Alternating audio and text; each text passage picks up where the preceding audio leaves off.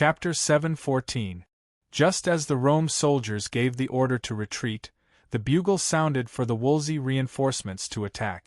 When the Satian citizens heard the bugle, their confidence was boosted.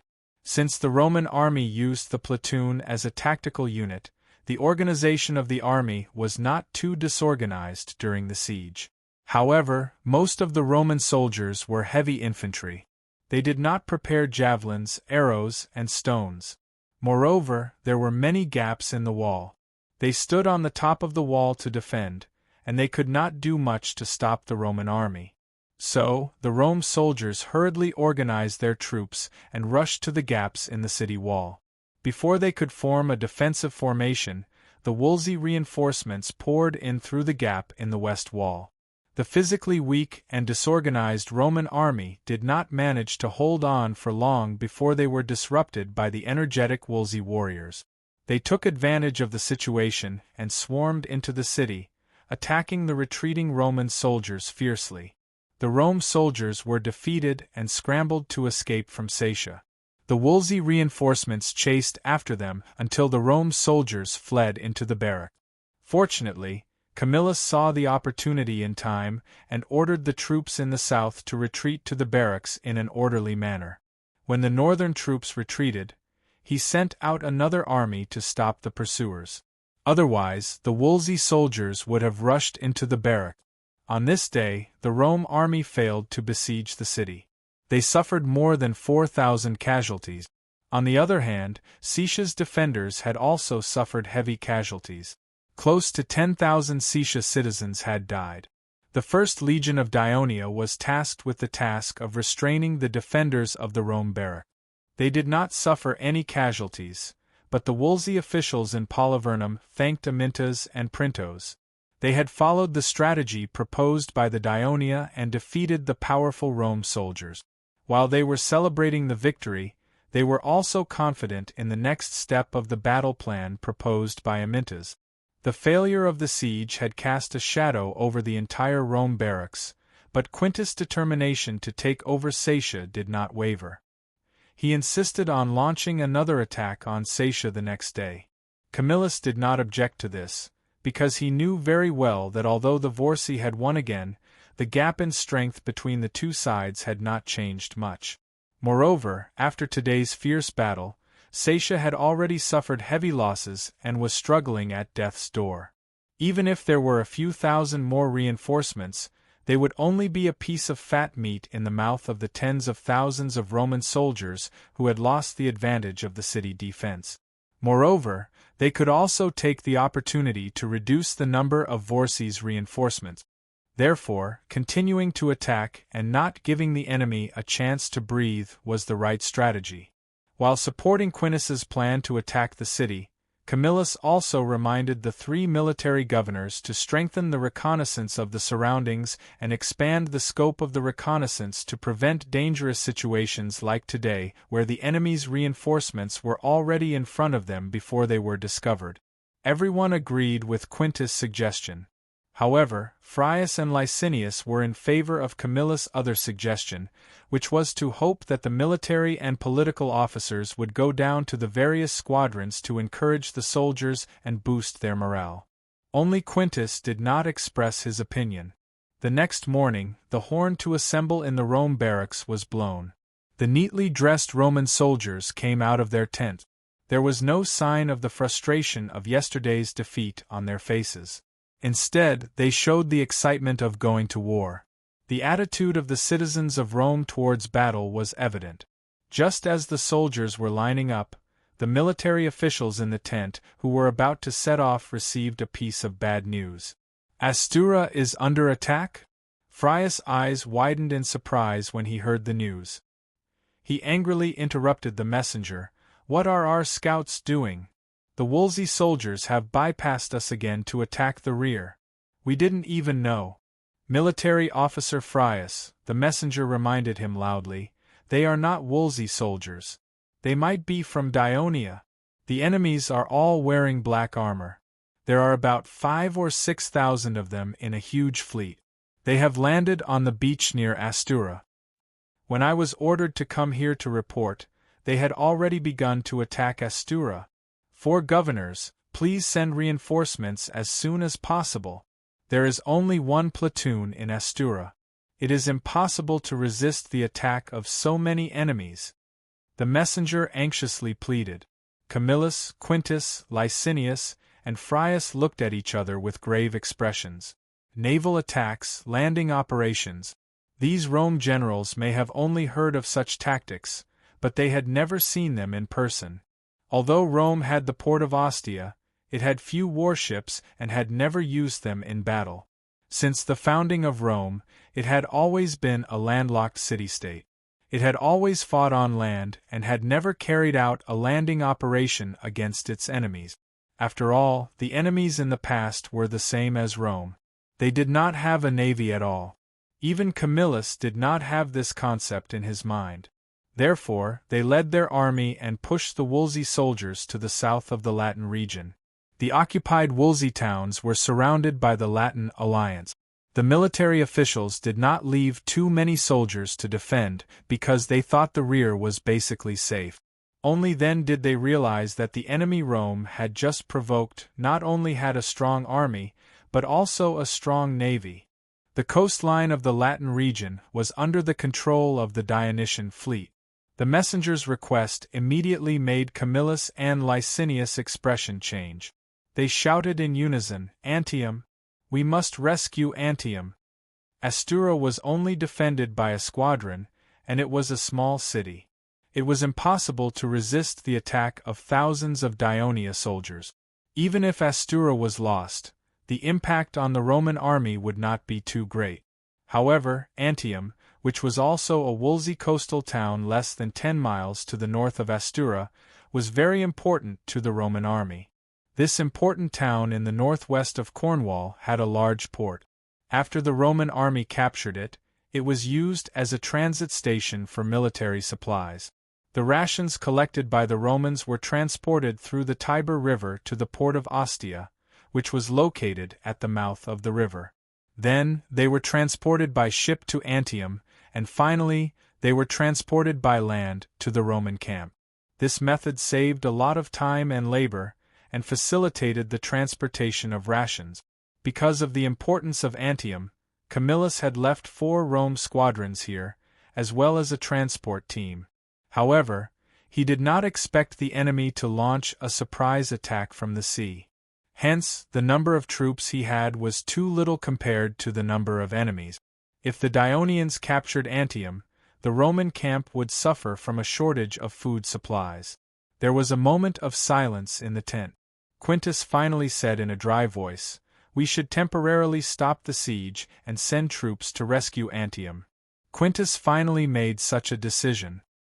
He was in a very bad mood because the siege was about to begin, but it was suddenly interrupted. But what Camillus said next shocked everyone. "I think we should stop the attack on the Wolsey, and withdraw our troops back to Rome."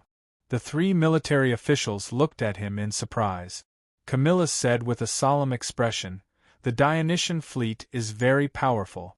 They can carry the land troops of Dionia to land on any flat beach along the coastline of Latin. Today they attack Antium, tomorrow they may attack our Latin ally, Audi, the day after tomorrow they may attack our important port of Ostia. Even if the Dionia are not satisfied with only attacking the coastal towns, they will advance inland and attack our Latin allies and colonial cities, destroying our villages and fields. The Dionysian army is very strong, but our main force is here. The city of Rome and the surrounding areas are empty. But Dionia is suffering from a drought. They can't send more troops." Frius said hoarsely. "Yesterday afternoon, a Dionia army was fighting with us. Today, a Dionia army appeared on the coastline dozens of miles behind us. They can't be the same army. Then, with a second Dionysian army, there may be a third Dionysian army. And we." Camillus stared at the 3 of them and said in a deep voice, "Do you dare to take this risk with the safety of Rome and the people?" The 3 of them were nervous and fell silent for a moment. Among the 4 military and political officials, Quintus was born a great noble, Camillus and Frius were born a small noble, and Licinius was born a commoner. They had different living habits and political ideals, but they had one thing in common. They all loved Rome and did not want to put their home, which had already experienced a disaster, in danger again. Therefore, they quickly put aside their own interests and reached an agreement. Quintus and Frius would lead 12,000 people to rescue Antium immediately, while Camillus and Licinius would lead nearly 30,000 soldiers to clean up the camp, escort the supplies and wounded soldiers, and retreat safely back to Rome. After Lazar received the letter from the Devers, he began to pay attention to the Volsci region, which was not far from the Campania region. Soon, he received a letter from Amyntas asking for his help. The news that there were frequent cargo ships carrying food between Antium and the port of Ostia had long been seen by the Campanian merchants active on the west coast of Italy. Naturally, the news soon reached Lazar's ears. At his request, a report from the intelligence department about the general distribution of enemy forces in the Volsci region was sent to him. Chapter 7:15. Therefore, Antium was an important target for him to lead Legio III to land and raid. The reason why he attacked Astura first was that he needed a port to safely unload the siege equipment on the ship. Before dawn, Lazar left only 2,000 soldiers to guard Atlas City and led 6,000 soldiers to the port of Naples City. They boarded the cargo ships that had been prepared in advance, and under the protection of the Third Fleet commanded by Mithridates, they landed on the coast near Astura City at dawn. More than 6,000 soldiers attacked the small city of Astura, which was guarded by only 120 Rome soldiers, and easily occupied it. Then, Legio III marched north almost without stopping and arrived at Antium in just over half an hour. In Antium, there were 4 Rome platoons and a supply team, which only amounted to 700 soldiers. But they had to defend this not-so-small town, and it seemed like they did not have enough soldiers. In front of the city, Lazaro completely spread out the siege formation composed of 5,500 soldiers. When the siege equipment arrived, he immediately let the soldiers carry ladders, push the siege vehicles, and shield carriages. From the south, north, and east, they launched an all-out attack on Antium. Just as the defenders of Rome were doing their best to defend, the Third Fleet led by Mylades broke into the port from the south. 500 Legio III soldiers boarded warships and forcefully landed at the port. Lazar's move was completely out of the expectations of the defenders of Rome. They had never seen such a tactical combination of land and sea, so they did not set up defenses at the port at all. Of course, they did not have more manpower to defend. But this was a subject that the legions of the Kingdom of Dionia would train from time to time in the barracks, and they were very familiar with it. After the soldiers of Dionia went ashore, they quickly rushed south and quickly occupied the almost undefended southern city wall that was connected to the port. The defenders of Rome were defeated at dusk.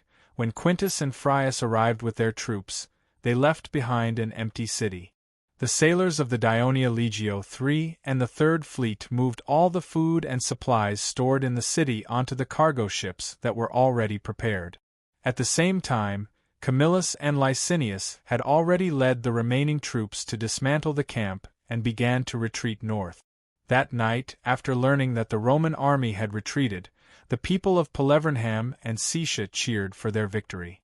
The higher-ups of the Wolsey alliance hosted a banquet in Pelevernham for Amyntas, Printos, and other senior officers of the First Legion of Dionia to thank them for their contribution in rescuing Wolsey. At the same time, they also hoped that the Dionysian army could continue to help Wolsey recapture the territory occupied by Rome. Amyntas, who had been criticized by the Devers in the letter, had learned his lesson this time.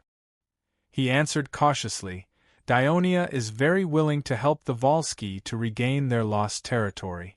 However, if the Romans are heavily garrisoned in the cities that they have occupied, we will need more soldiers to attack the cities if we want to take them back. I'm sure you're aware of the current situation in the Kingdom of Dionia. Due to the drought and food shortage, we can't send out more troops. So, for the time being, we can only try our best. The Volsci expressed their understanding. Despite this small interlude, the atmosphere of the banquet was still very warm, and everyone returned home with a good time. The next day, the troops led by Camillus and Licinius arrived in Antium. Here, the 4 military and political officials had another small dispute. Since yesterday, Quintus and Frius had received news from the port sentries that the Dionysian fleet was cruising the sea outside the port, blocking the cargo ships that came to the port. This made the 2 military officials, who had never experienced this before, feel helpless and nervous. They stood on the southern wall and looked out of the port. The huge fleet formed by hundreds of Dionia warships covered the entire sea, giving them unprecedented pressure. Therefore, the 2 of them believed that Antium was too far from Rome, and at the same time, it was constantly facing the threat of the Dionysian fleet. They also had to prevent the landing of the Dionia soldiers.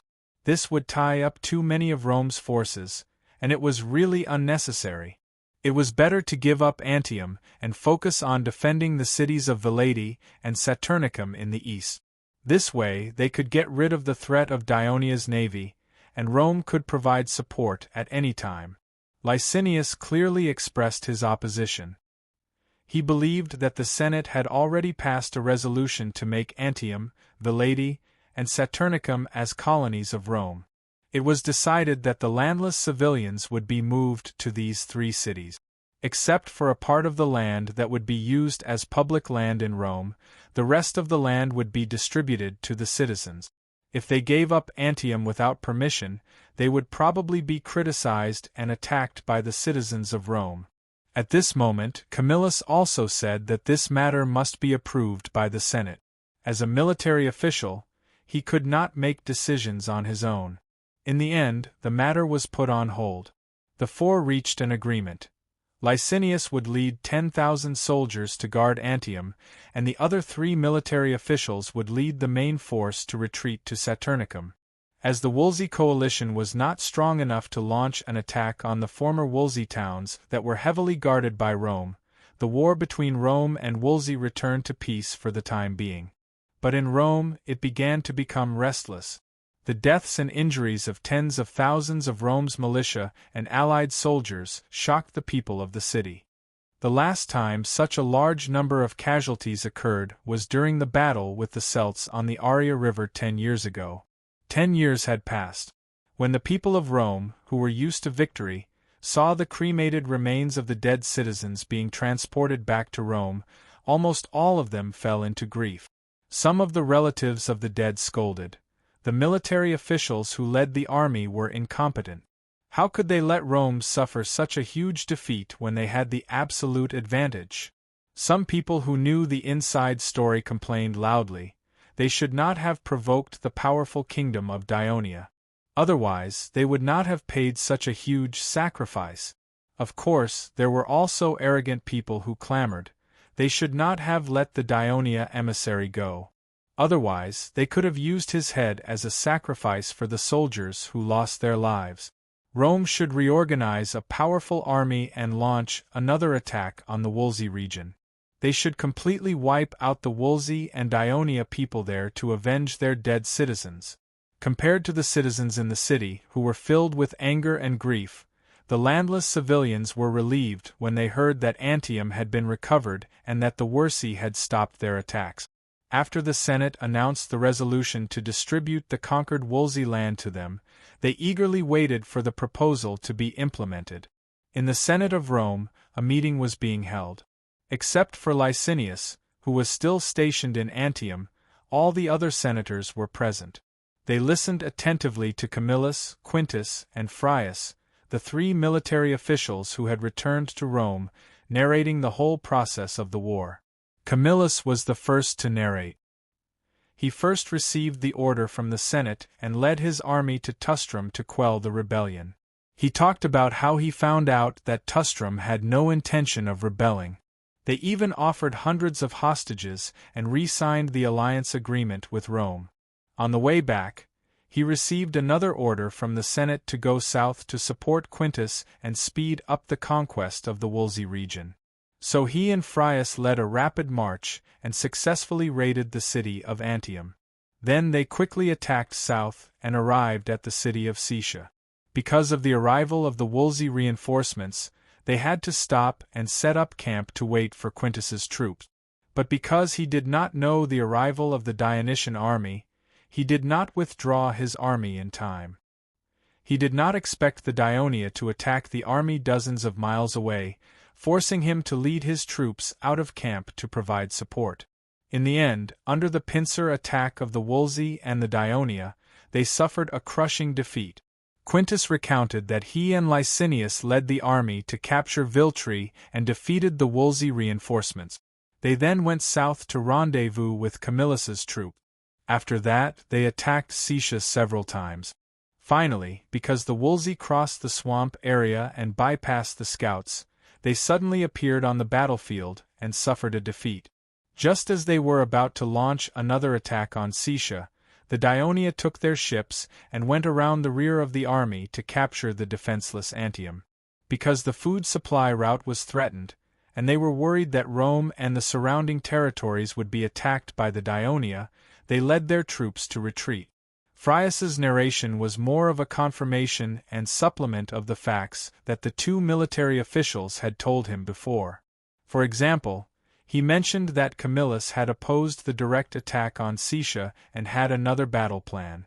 At the same time, he also mentioned that the retreat of the army was Camillus's first proposal. The three of them finished narrating the course of the war. At the beginning, the elders were excited because of the continuous victories, but at the end, they were shocked and depressed because of the sudden reversal of the situation. Most of them could not remain calm and were whispering to each other, discussing non-stop. At this time, a senator named Apuleius stood up and loudly criticized, "In this war, the first reason why we, Rome, lost is because of Camillus.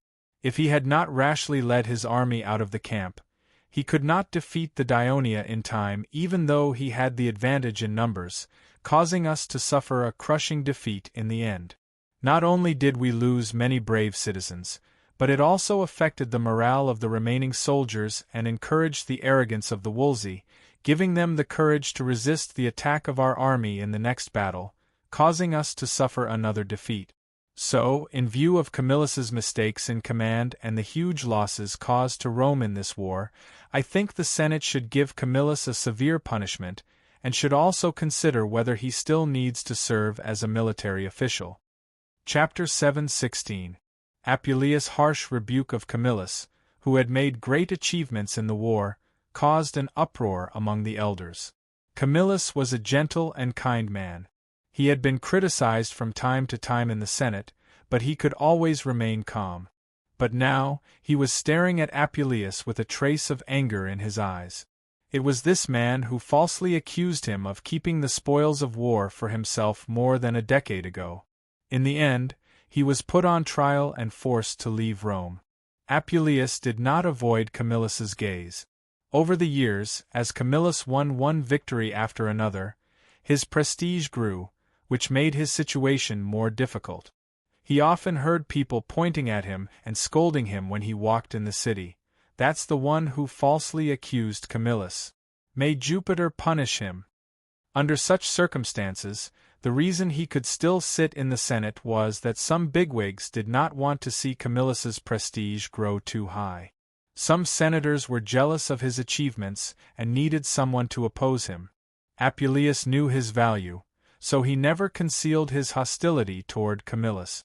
"I've never heard such ridiculous words." The governor, Pantius, stood up and loudly defended his former superior.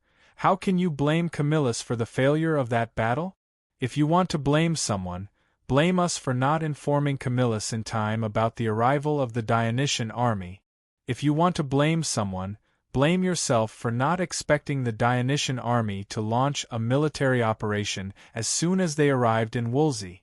Anyone who has commanded a battle should know that Camillus did not make any mistakes in that battle, and any general in Rome would choose to save the citizens and allied soldiers of Rome who were in danger. The only thing Camillus lacked was that he did not expect the Dionysian army to be so strong. But how could any of the senators know about this before they have fought with the people of Dionia? So you can only blame Dionia for being too strong. Apuleius mocked disdainfully. Rumor has it that the kingdom of Dionia has the most powerful army in this land. Now it seems that the rumor isn't just flattery. The arrival of their army has already caused us to suffer consecutive defeat. We must be vigilant. We should not pursue the issue of who is right and who is wrong in this battle. Instead, we should discuss how to face the threat of Dionia. This is the problem that we need to solve urgently. Ambrosius said solemnly. Yes, and Dionia also has a powerful fleet that constantly threatens our allies and colonial cities by the sea. The veteran elder Lucretius also supported Camillus. He said, Camillus made a calm judgment. You chose to retreat in time, which is absolutely correct. The safety of Rome and its allies is far more important than obtaining a few more pieces of Wolsey land. With two important senators endorsing Camillus in a row, the others could not blame him anymore. No one mentioned the failure of this battle, and the failure of Quintus to attack the city. Elders and newcomers, he said. The president of this meeting, Governor Paulus, finally began to speak and led the topic to the focus of this meeting. The kingdom of Dionia in southern Italy has started a war with U.S. Rome. Judging from the current situation, Dionia has a strong army and a powerful fleet, which poses a great threat to Rome. The previous battle only happened in the Wolsey area. In the future, the battle is likely to expand to our allies and even the territory of Rome. Do you have any good suggestions to avoid such a terrible situation from happening? I have already said before that we should not be bewitched by Carthage and his people. If we rashly become enemies with Dionia, it will be detrimental to the development of Rome. The facts have proven everything. The high priest Vlagus got up and suggested worriedly, in order to prevent Dionia from further invading us, we should immediately stop the war with Wolsey, sign an armistice agreement with Wolsey, return the occupied Wolsey territory, and send someone to make peace with Dionia. Dionia and Rome have no hatred in the past, and now they are facing a drought. After losing the reason to start a war, they will be happy to stop this meaningless war for them. The high priest is right. Some of the senators agreed with Vlagus' proposal. This was rare for the senators of Rome, who had always been aggressive and rarely compromised. This showed how much pressure Dionia was putting on Rome. If it was someone else who said this, Quintus, who had always hated surrender and compromise, would have scolded him. However, Vlagus' full name was Vlagus Julius. He was born in the Julius clan. It was said that this clan was the descendant of Mars, the god of war, and Venus, the goddess of love. Their direct ancestor was Julius, the first king of Alba Longa. Alba Longa used to be the center of the entire Latin region, the motherland of Romulus, the founder of Rome. After Alba Longa was defeated by Rome, the Julius clan moved to Rome. Because of their noble bloodline and the fact that they were the descendants of the gods, their clansmen often served as high priests and spoke for the gods. Although the high priest had no real power, his position was honorable, and Vlagus had been respected by the people since he became the high priest.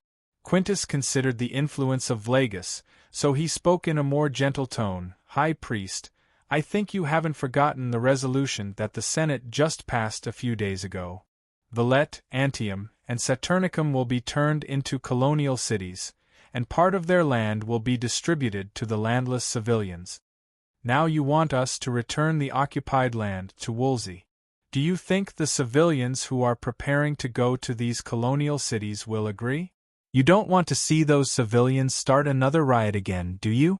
Also, Wolsey has always been the enemy of Rome. This time we almost destroyed it. It was not easy for it to get the help of Dionia. Will it be satisfied with a truce with Rome? I'm afraid it wants to use the army of Dionia to destroy Rome, so that Wolsey will no longer be threatened by us. I agree with Quintus' opinion. Pantius immediately expressed his support loudly. Since the founding of Rome, There has never been a precedent of choosing to compromise and surrender in the face of an enemy's threat. We must not make an exception.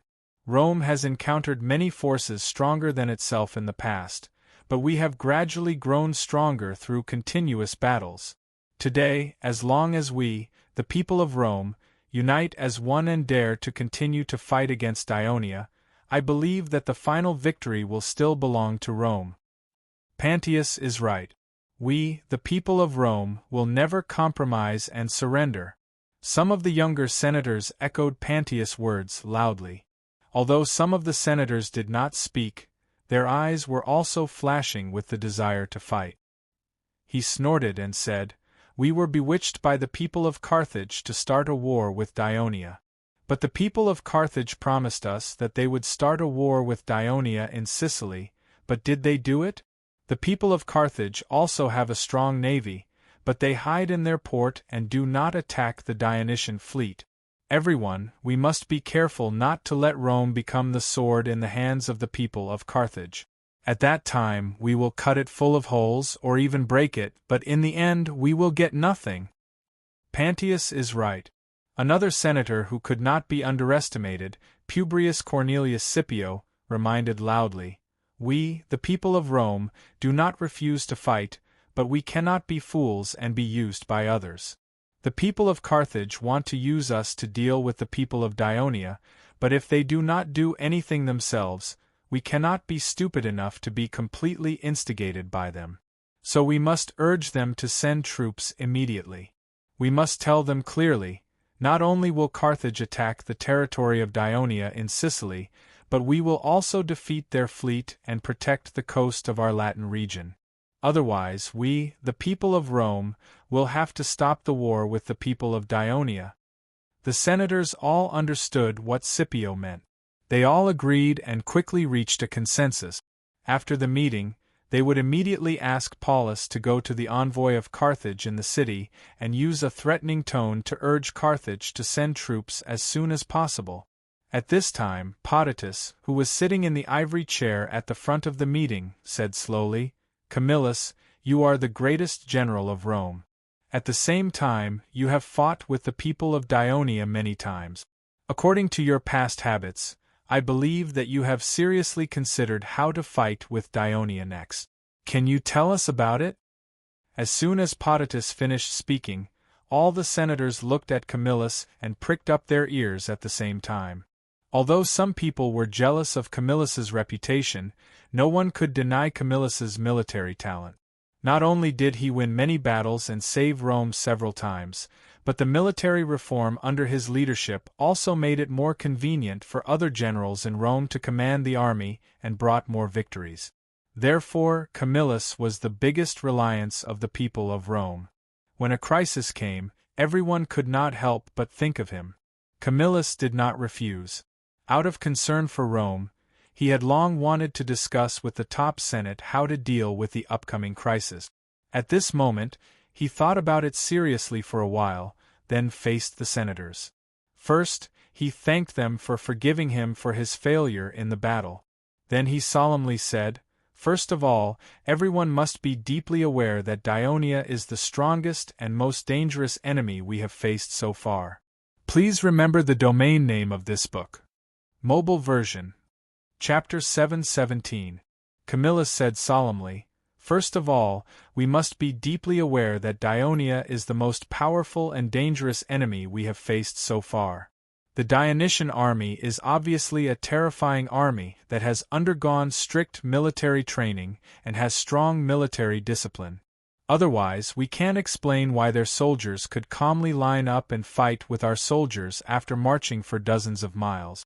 They could hold their ground for so long even when facing my army which outnumbered theirs. This is incomparable to the forces we have defeated in the past, such as Etruria and Wolsey. Although their soldiers are brave, they lack strict discipline and complex tactic. They are completely scattered in battle. Secondly, the morale of the soldiers of Dionia is very high.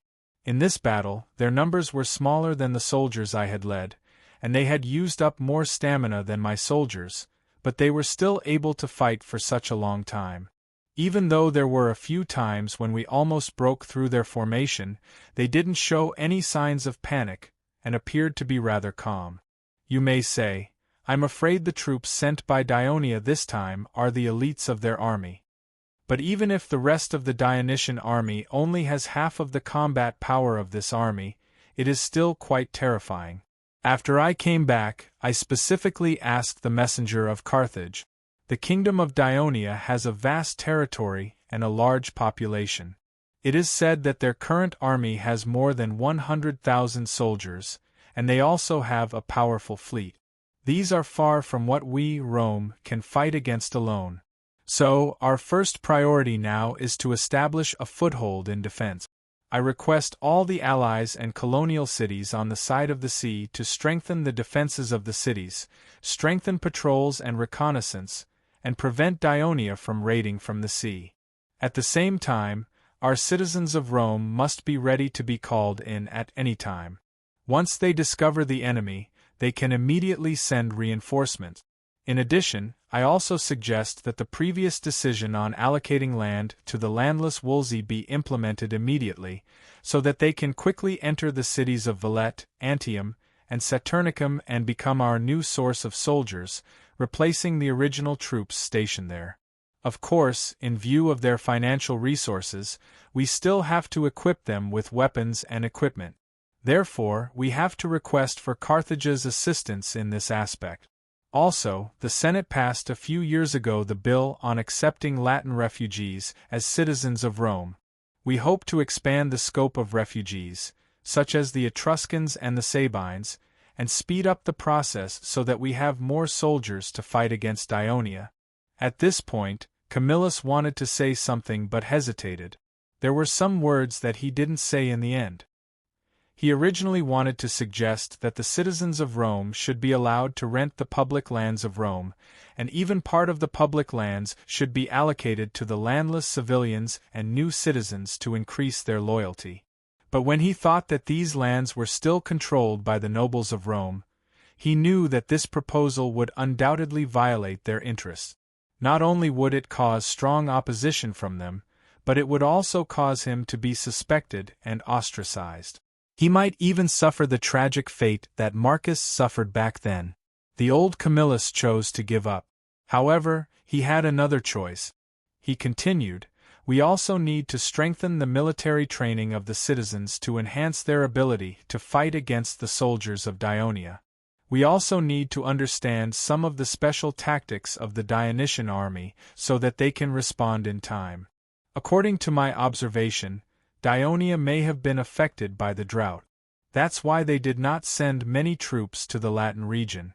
For now, it should be enough for us to take defensive measures to deal with their attack. However, since we have become enemies with Dionia, and it is an ally of Wolsey, as time goes by, once Dionia has enough food to supply its army, its attacks on us are likely to increase. Therefore, we can't just sit back and watch the war between Carthage and Dionia, hoping that Carthage can defeat Dionia, hoping that their fleet can protect our coast. But what if Carthage fails? Then we will have to bear the anger of the people of Dionia alone. Camillus's words shocked the hearts of the senators. Camillus looked around at them and said loudly with a serious expression, "So, we can't just defend, we must also attack. We must put pressure on the people of Dionia, and not let them easily concentrate their main forces to fight against Carthage. We must contribute our strength for the people of Carthage to defeat Dionia." Camillus's words made the senators thoughtful. Paulus could not help but say, "Camillus, you just said that you want to attack. Your previous battles have shown that attacking Wolsey is more dangerous for us. The fleet of Dionia can raid the rear of our army at any time and cut off our food supplies. Attacking Wolsey is indeed risky, but what if we attack Hernike?" Camillus's words stunned Paulus, and at the same time, it opened his mind. When the Wolsey coalition attacked the territory of Rome's ally, Camillus's army was not only defeated by Wolsey, but also the Iaches and Hernike. Rome finally chose to retaliate against Wolsey, but that was because Wolsey had caused more trouble for Rome in the past, and it had the most fertile land. Although Herniki was relatively weak and lived mostly in hilly areas, they were also a race that often caused trouble for Rome. While Paulus was thinking, Camillus continued, while we defend against the possible attack of the Wolsey and Daionia in the southwest, we cannot sit back and watch the war between Daionia and Carthage. We should send troops to the northeast to attack Herniki. The strength of the Herniki has been seriously weakened by us in the previous war. If we can destroy it, not only will we have one less enemy for Rome, but the occupied land can also be distributed to the landless civilians of Rome. In addition, some of the Wolsey towns adjacent to Herniki will also be the focus of our attack. As a Wolsey ally, if the Daionia come to our rescue, we can fight them in the inland areas far away from the coast. But it is mainly hilly and mountainous, which is not conducive for our heavy infantry to fight. Frius reminded. Camillus immediately replied, but it is also not conducive for Daonia's soldiers to fight, let alone their powerful cavalry. We are more familiar with the terrain there, and at the same time, we have the support of our Latin allies, so we have nothing to worry about. We can pin down the Daionia there, and even force them to send more reinforcements. Once Carthage wins the naval battle, we can send another army to attack Wolsey's territory from the southwest plains, and finally surround the Daionia. The senators nodded, but some expressed concern. The Wolsey towns on the edge of Herniki are close to the Simonians. I heard that the Simonians and Daionia are allies. What if? You don't have to worry, Paulus said loudly. Carthage's messenger once mentioned that the Simonians have long been dissatisfied with Daionia, and they are likely to take action against Daionia in this war between Carthage and Daionia. Carthage also said that they will attack Daionia immediately. We can't believe their words. Another senator complained. But no matter what, Camillus's analysis stirred up a heated debate among the senators, and at the same time, it also made them determined to fight the kingdom of Daionia. At this time, Potitus stood up with the support of his walking stick. As a senator who had dominated the political scene of Rome for decades and served as consul and military officer more than 10 times, his prestige was enough to make the others consciously stop discussing or lower their voices before he even started to speak. Dear elders and newcomers, the war with Daionia this time is just like the war with the Celts in the past. It concerns the life and death of our Rome. All of us citizens of Rome must work together to face the severe test that Jupiter has given us once again. Any argument, doubt, and internal strife will be a waste of our energy and time, destroying our unity and preventing us from taking the right action in time. Therefore, I propose that at this critical moment, the Senate elect a dictator and let him lead the citizens of Rome to win the war against Daionia. As soon as Potitus's voice fell, the meeting hall fell silent for a while. Then, Paulus was the first to speak. I agree with Potitus's suggestion. Elect a dictator to deal with the war with Daionia with all our might. Then, Frius also expressed his support loudly. As a military officer who has fought against Daionia, I know how powerful the people of Daionia are.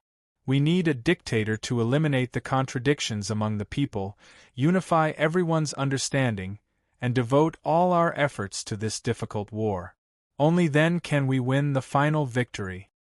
The selfless speech of the 2 military officers won the support of most of the senators present. After all, once a dictator was elected, the military officers would automatically be removed. Just as the senators expressed their agreement one by one, Camillus also expressed his support, but he said, I hope that I won't be one of the candidates for dictator this time, because this war with the kingdom of Daionia will probably be a difficult and long one.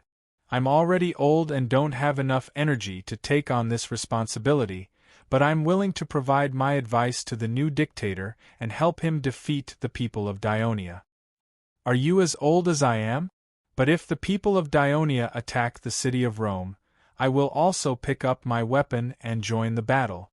Don't shirk your responsibility. Potitus pointed at him with his walking stick and reprimanded him sternly. When Potitus first served as a consul and led the army into battle, Camillus was still an ordinary officer. It was because of his heroic performance in battle that he was recognized by Potitus, and he gradually entered the center of power in Rome. Being a dictator at this time is not an honor, but a responsibility. A great responsibility, because the life and death of Rome are in the hands of the dictator, Potitus said earnestly, not only for Camillus to hear, but also for the other senators who had similar thoughts in this regard. As a hero who has faced strong enemies many times and saved Rome, you should not shirk this responsibility, because only you can lead the people of Rome to victory this time. Please remember the original domain name of this book. Mobile version. Chapter 7:18. Potitus's words made Camillus ashamed. At this moment, another respected senator, Ambrosius, raised his right fist and said loudly, "I choose Camillus to be the dictator." Pantius immediately said, "I also support Camillus to be the dictator." Paulus followed closely, "Camillus is my choice." When the voices calling for Camillus continued to resound in the hall, Maruginus, who had always disagreed with Potitus, remained silent. Under Quintus' envious gaze, Camillus clenched his fists. In December of the 13th year of the kingdom of Dionia, 380 BC, the senators reached an agreement to elect a dictator to lead Rome in the war against the kingdom of Dionia. At the following meeting of the Council of 100 held in Mars Square, Camillus, whom the senators favored, was once again elected as the dictator to deal with the war against Dionia. In the following period of time, the battlefield in the north became quiet. After the Volsci found out that the cities of Antium and Saturnicum were heavily garrisoned, considering their lack of troops, and with Aminta's suggestion, they temporarily suspended the plan to recapture the cities occupied by the Roman army. Instead, they let their soldiers train with the First Legion of Dionia so that they could strengthen their cooperation in future battles. At the same time, they began to contact more ethnic forces that were dissatisfied with the Roman army, such as the Hernici, the Marsi, the Aquis, and even the Sabines, to fight against Rome. Under the pressure of the 50,000 troops of Rome, the weak Volsci actually repelled the Roman army with the help of the Dionia. The news quickly spread throughout central Italy, and it did make some forces think about it. So Topyrus, who stayed in Celse, began to get busy.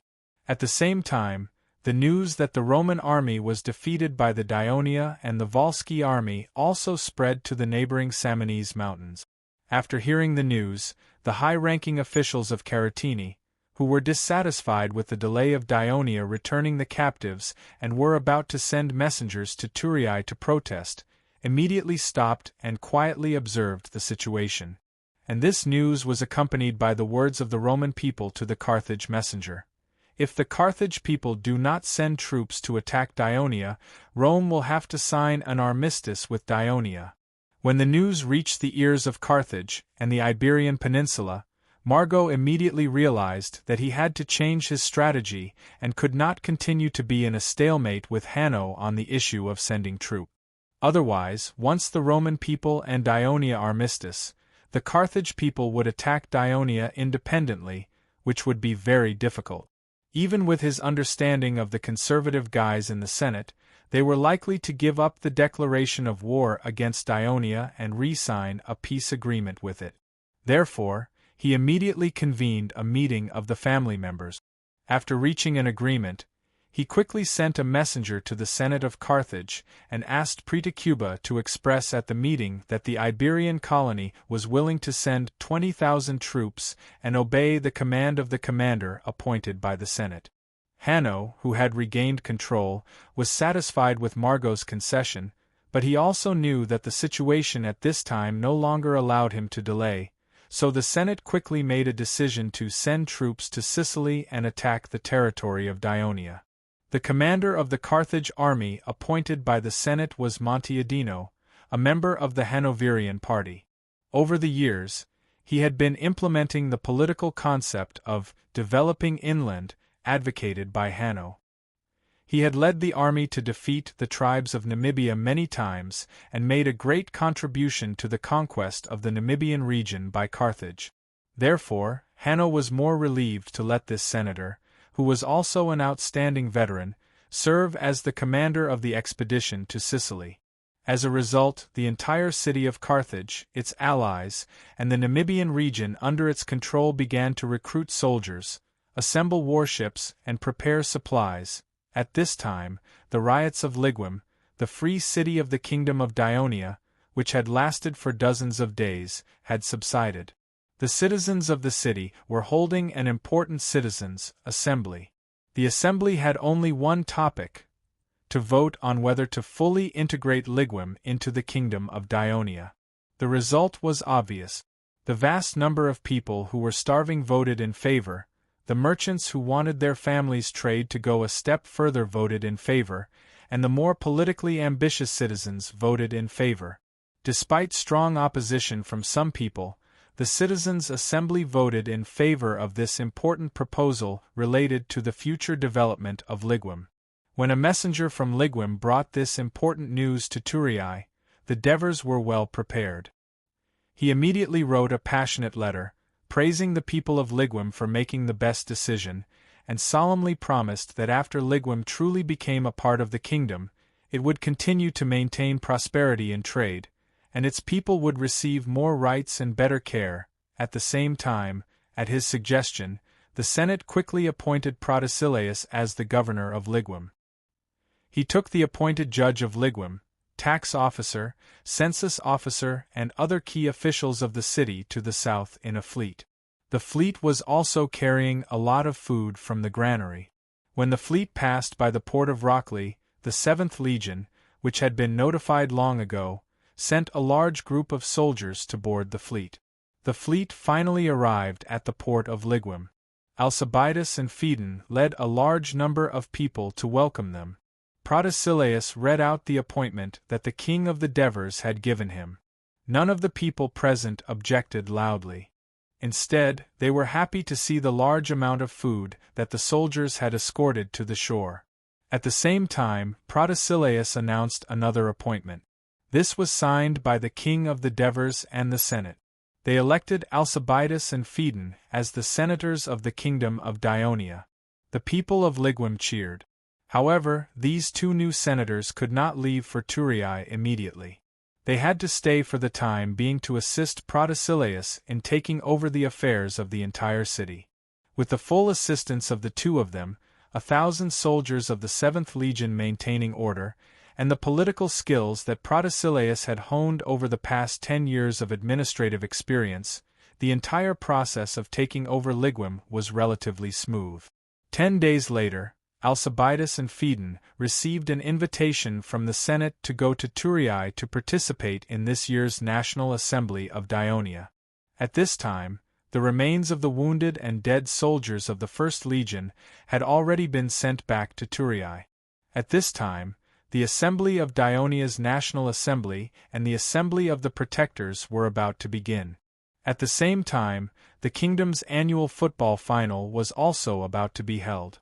On the 1st of January in the 14th year of the Kingdom of Dionia, 379 BC, according to the traditional customs that had been formed since the establishment of the kingdom, on the first day of the new year, the king, the senators, the representatives of the local councils, and the representatives of the protectors gathered in front of the temple of Hades on the sacred hill.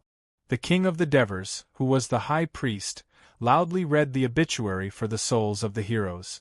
Accompanied by the solemn music, the royal guards walked with steady steps and carried the stone tablets engraved with the names of the soldiers who died in Wolsey and Campania into the Hall of Heroes. From now on, they would receive the blessings of the King of Hades and the reverence of the people.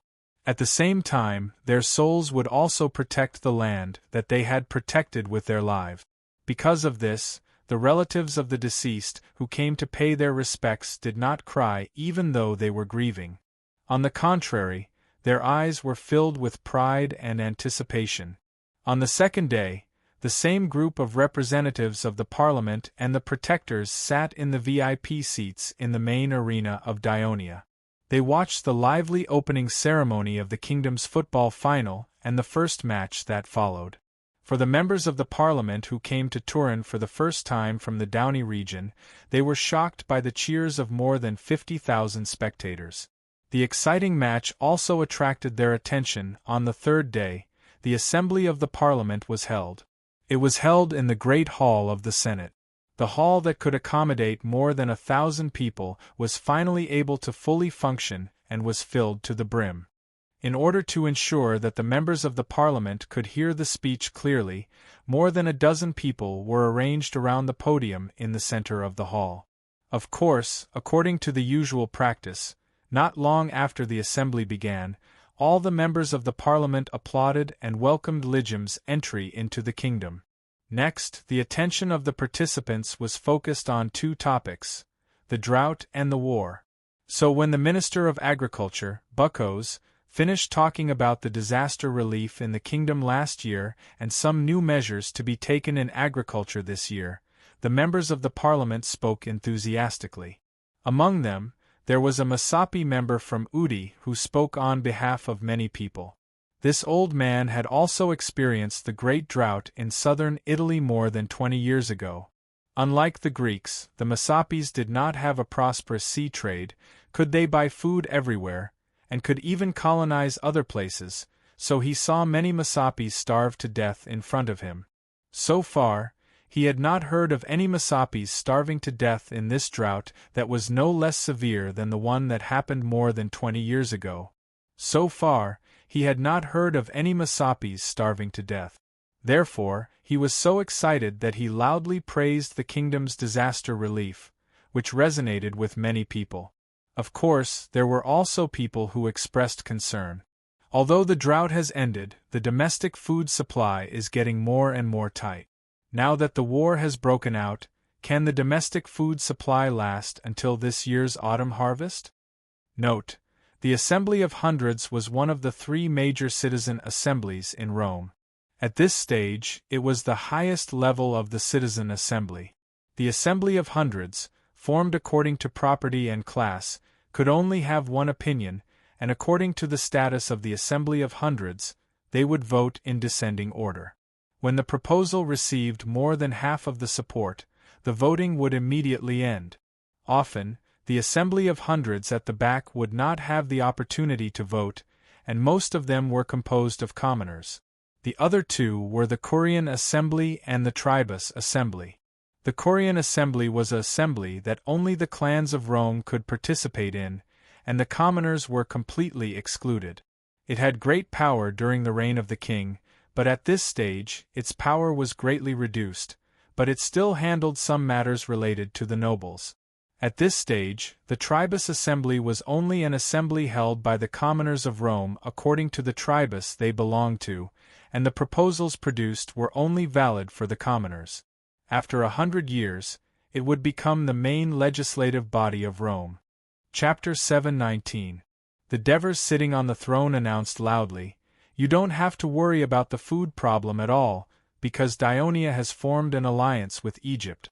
The Egyptian pharaoh Nectaneb has promised to provide Dionia with a large amount of wheat free of charge until the autumn harvest.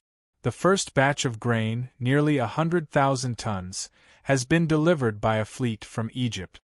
When the counselors heard the news, they cheered in unison. Their faces were filled with joy. Some even shouted excitedly, "Victory to the kingdom! Victory to the king of the Devers!" They knew that the natural disaster was no longer a threat to the people in the towns and cities of the kingdom of Dionia.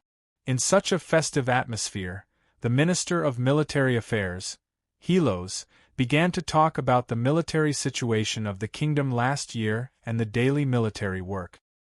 He focused on the formation and training of the 11th Legion, as well as the construction of the barracks. He expressed his gratitude to the towns and cities in the Downey region for their active cooperation. Next, he talked about the causes of the two wars that happened last year.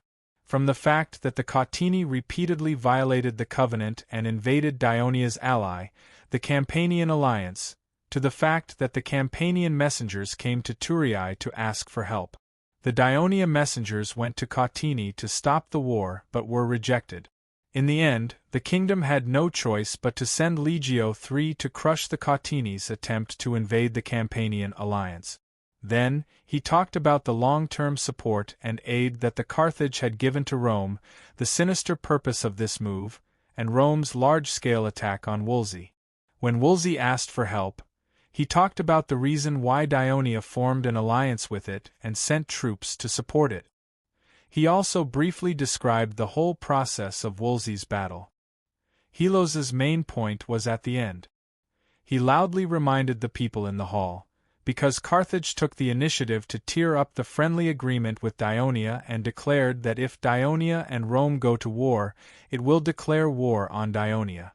And according to intelligence, Carthage is actively preparing for war, so the war with Carthage this year is inevitable. By the time Helos was done speaking, the meeting hall was relatively quiet. After all, most of the counselors from these towns were well informed and kept an eye on the major events that happened in Turin. Moreover, when they arrived in Turin, they would usually visit the senators from the towns to get some information about the meeting in advance.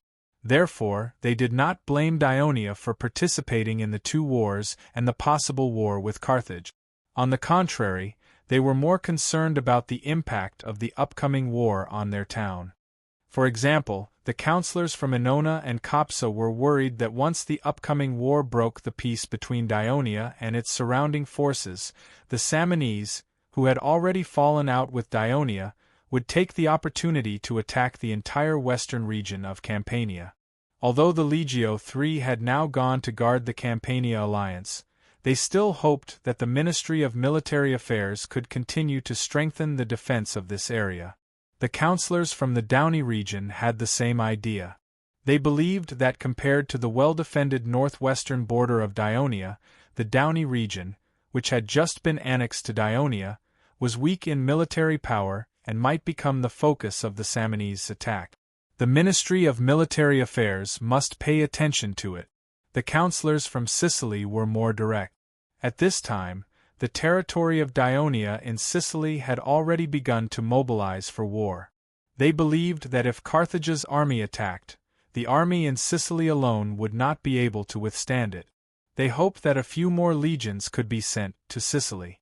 The counselors from Hera and Hebida brought some suggestions from the Cycle tribe. They hoped to join the kingdom of Dionia and obtain fertile land through the upcoming war. Of course, more counselors from the towns and cities called for a delay in the gathering of the legions to ensure the smooth progress of the spring sowing.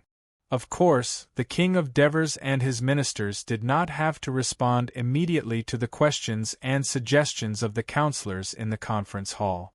The clerks of the conference hall would record their suggestions. These would be the topics discussed by the elders and counselors in the next few days. They would find a solution and form a final proposal. After it was passed by the majority, the king of Devers would sign it and finally form a new bill that would be implemented in the kingdom. It was the first time that the newly appointed elders, Alcibiades and Phaedon, attended the kingdom's council assembly. As Lygium had just been incorporated into the kingdom of Dionia, the counselors and protectors of the city council had yet to be elected, let alone elect a representative to attend the assembly. Therefore, the two of them were completely unfamiliar with the process and did not prepare for it. They also witnessed the opening of the assembly with their own eyes. The ministers of the kingdom talked about the work of the various departments in the past year, the questions from the counselors, the heated debates and compromises between the counselors in the following days, and the various proposals that were finally agreed upon.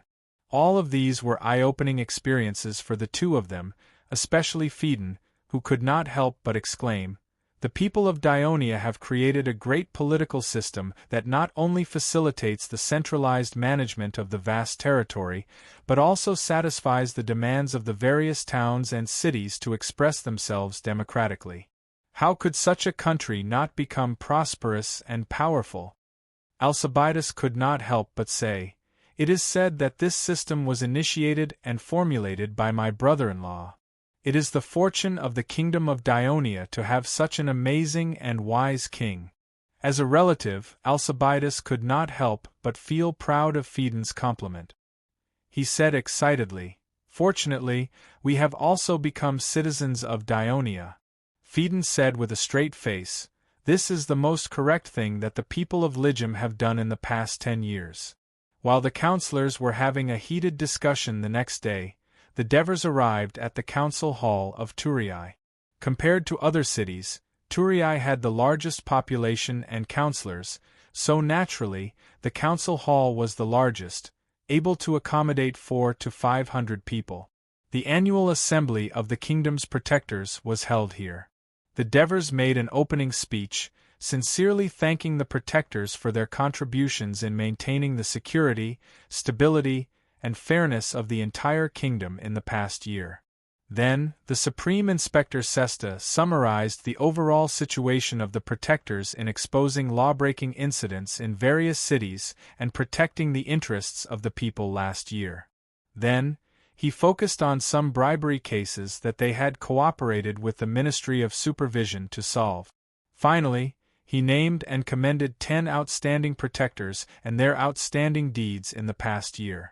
The 10 protectors from various cities in the kingdom who had been notified in advance walked to the center of the hall, and the Devers personally put on their Bolton medals. It was a small buckle made of silver and carved into the shape of a snake's head whip. The idea came from the nickname of the protectors. They were called the Whip of the Kingdom by the people, which meant that they supervised and whipped those who broke the law. This was the highest honor that the protectors had received, so when they walked onto the stage, they were all excited to accept the congratulations from the King of the Devers. Unlike the council assembly, the protectors played the leading role in the assembly of the protectors. In the following time, they would go onto the stage and talk about some of the situations, problems, and suggestions in their respective cities. Most of them came from the villages and were more used to discovering and looking at problems from the perspective of the people. This was greatly beneficial for the Devers, ministers, and the Senate to have a more comprehensive understanding of the situation at the grassroots level in the kingdom. Therefore, the scribes would carefully record the speech of each protector, and some of their useful suggestions would be summarized in the Senate for discussion. At the end of the day's meeting, the Devers once again thanked the protectors for their contributions to the kingdom and reminded them that in the new year, there was a high possibility of a major war breaking out in the kingdom. During the time of war, it was very important to ensure the stability of the kingdom. He hoped that the protectors could assist the local officials in managing the place, be vigilant against suspicious strangers, and prevent the outbreak of unrest. At the same time, they also wanted to help the families of the citizens who served in the army and protect their interests. Whether the whole of Dionia could work together to defeat the enemy depended on their efforts. The words of the Devers made the protectors' blood boil. One by one, they made a promise to the king, and they would bring this promise back to their colleagues in their cities. While the Devers were using the two assembly of the new year to unify the understanding of the people in the cities of the kingdom and prepare for the upcoming war, Cynthia was receiving Adoris, who came to visit her in the mansion of Patroclus on the south bank of the Crati River. She asked the chef to prepare good food and wine for her brother. "Sister, are you sure you don't want to eat some? This fish tastes good," Adonis asked casually as he ate the food. Cynthia touched her belly and shook her head. "I just want to vomit when I see fish and meat now. Mother specially sent a chef to make me dishes suitable for pregnant women." "Mother treats you so well," Adoris sighed. "Don't tell me your parents don't treat you well?" Cynthia asked in return. Adoris was speechless for a moment and quickly buried her head in her food. Cynthia looked at her and suddenly asked, "You're usually busy with training in the barracks and rarely even go home. Why are you here today? Is there something wrong?" Cynthia's sudden question surprised Adoris. He was obviously not prepared. He stammered, "No. Nothing.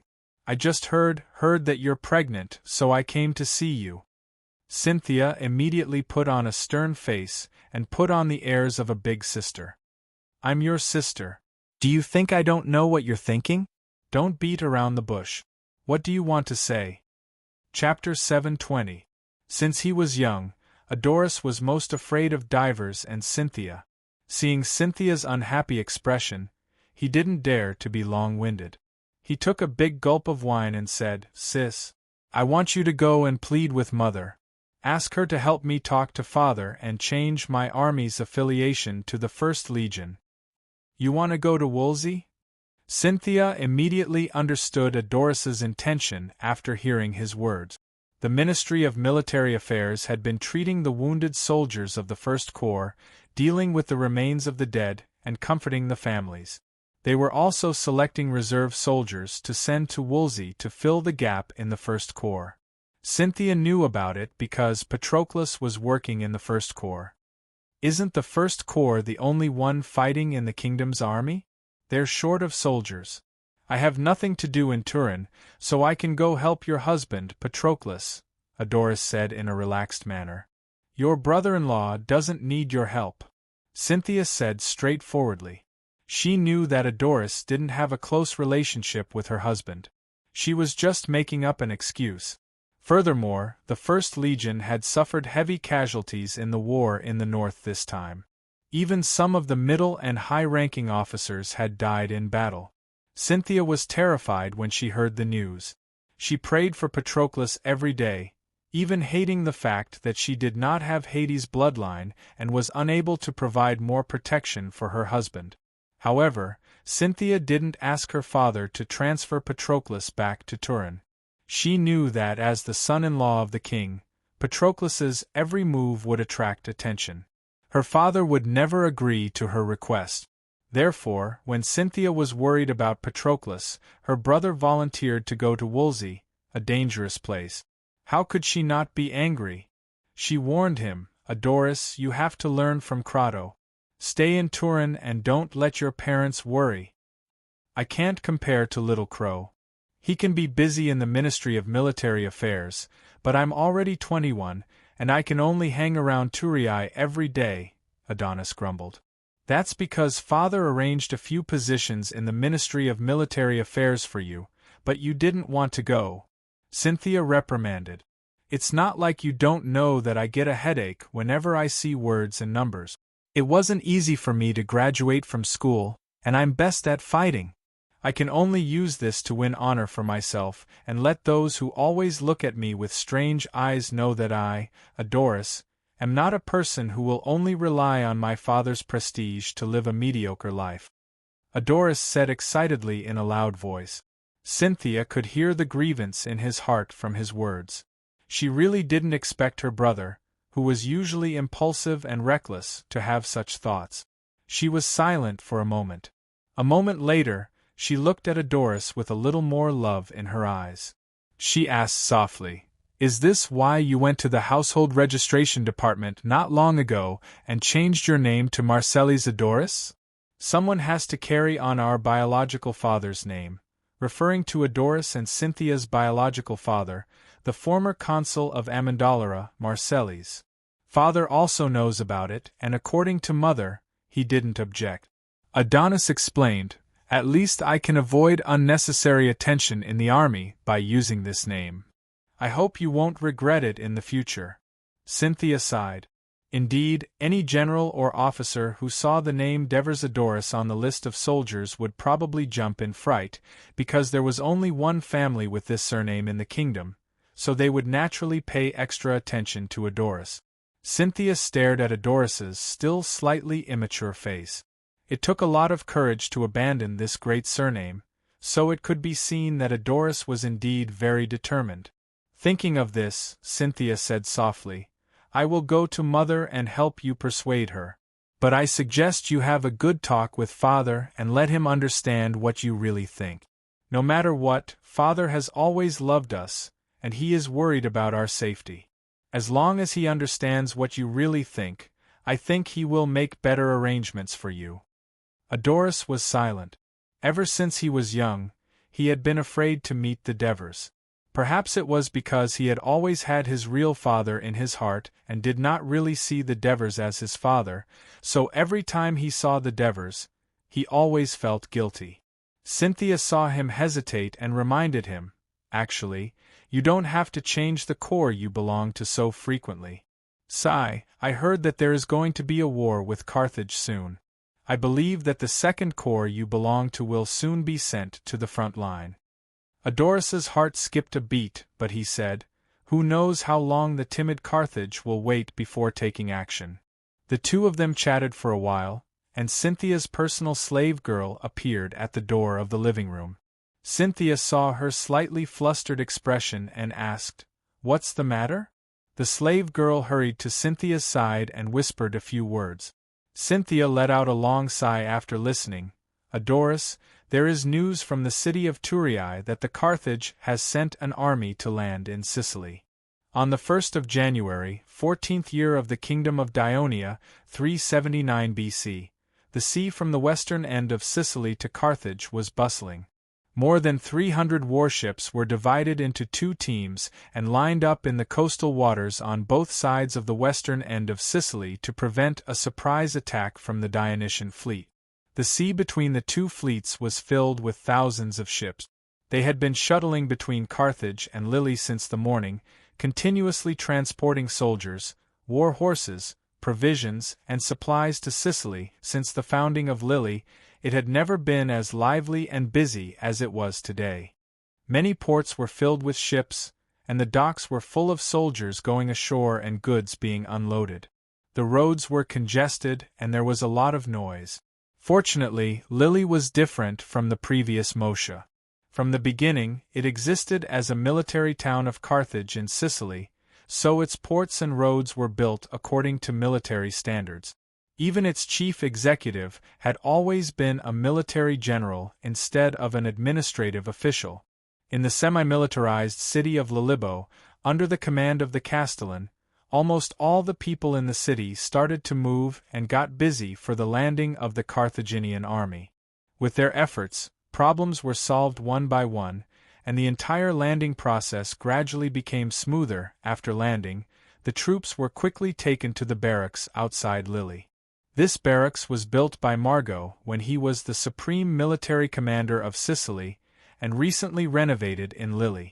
This time, the supreme commander of the Carthage army, Montenegro, and Hanno's son-in-law, Melifio, were in the residence of the governor of Lille, listening to the governor of Lille, Samiri's report on the progress of the army's landing, while enjoying wine and food.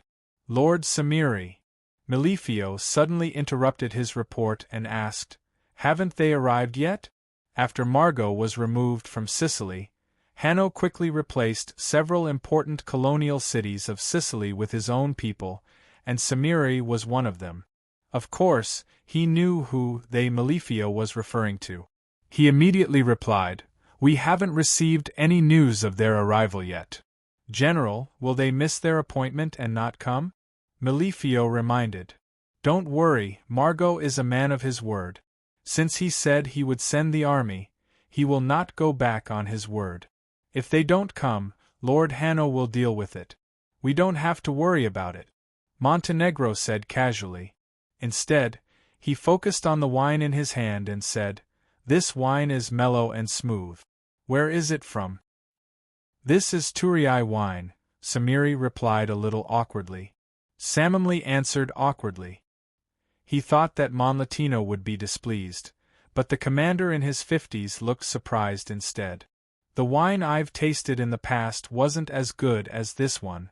Could it be that they've improved their winemaking process again?" As he spoke, he raised his glass and took a sip. After carefully tasting the tea, he sighed and said, "It's really different from the past. What a pity. Now that we're at war with Dionia, I guess we won't be able to drink such good wine." Samiri immediately said, "General, since you like this wine so much, I still have a lot of cans with me. I'll ask the servants to send them to the barracks later." Montenegro did not refuse and expressed his gratitude.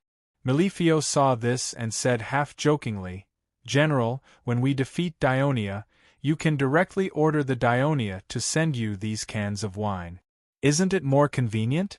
Montenegro covered his long beard with his hand and laughed.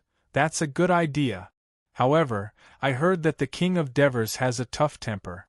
If we want him to obediently send us the wine, we must thoroughly beat up Dionia. Dionia is a powerful kingdom, and this will be a long war. We don't have to be too anxious.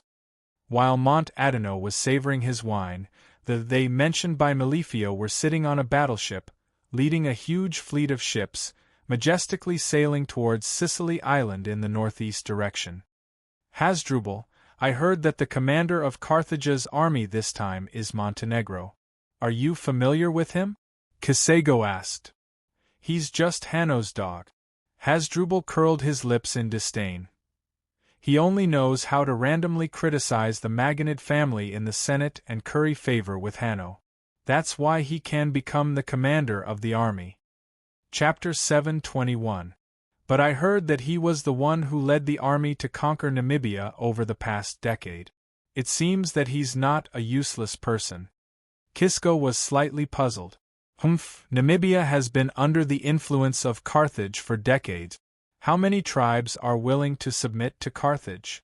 Moreover, the Namibians have always been in a state of disunity. How could they unite to resist Carthage's army? The Senate can conquer Namibia even if they send a woman as their commander. Hasdrubal said disdainfully. Uncle said that Montenegro is a glutton who can't bear hardship. I heard that when he was commanding the war in Namibia, he was afraid of the hot weather and never went to the front line to command. Instead, he hid in his tent and commanded remotely. Hanno's appointment of him as the commander of the army is a joke. Hanno is also an idiot who knows nothing about military affairs. He only sent 40,000 people from this city to fight against Dionia. He thought that by capturing a few towns and winning a few victories, he could make Dionia yield and gain some benefit. He thinks that war is like a business transaction where you can bargain. Yes, since we've already declared war against Dionia, we should take advantage of the time when Dionia is still weak due to the drought to defeat them. Kisco said with a worried expression, if we don't change our mindset soon, I'm afraid this expedition will. Isn't that good? Hanno's failure is good for us to return to the center of Carthage. Hasdrubal said with a relaxed expression. But what if Montenegro randomly gives orders to our army? Kisego was a little worried. Hasdrubal glanced at him. Did you forget what Uncle Margot told you? We don't have to listen to Montenegro's command at all. We can control our own army. Kisco thought for a moment and suggested, in that case, it's best if we can lead the army alone. I'll make this request to Montenegro. I'm afraid he doesn't want to stay with us who are always arguing with him and not willing to listen to his orders, Hasdrubal said with a smirk on his face. At this moment, the watchman on the mast shouted, We're almost at Sicily. Hasdrubal and Kisego's spirits were roused. They hurried to the bow of the ship, gazing at the vague outline of the land in the distance. Hasdrubal looked excited. Kisego, let's do something big together. I didn't expect Carthage to send such a commander.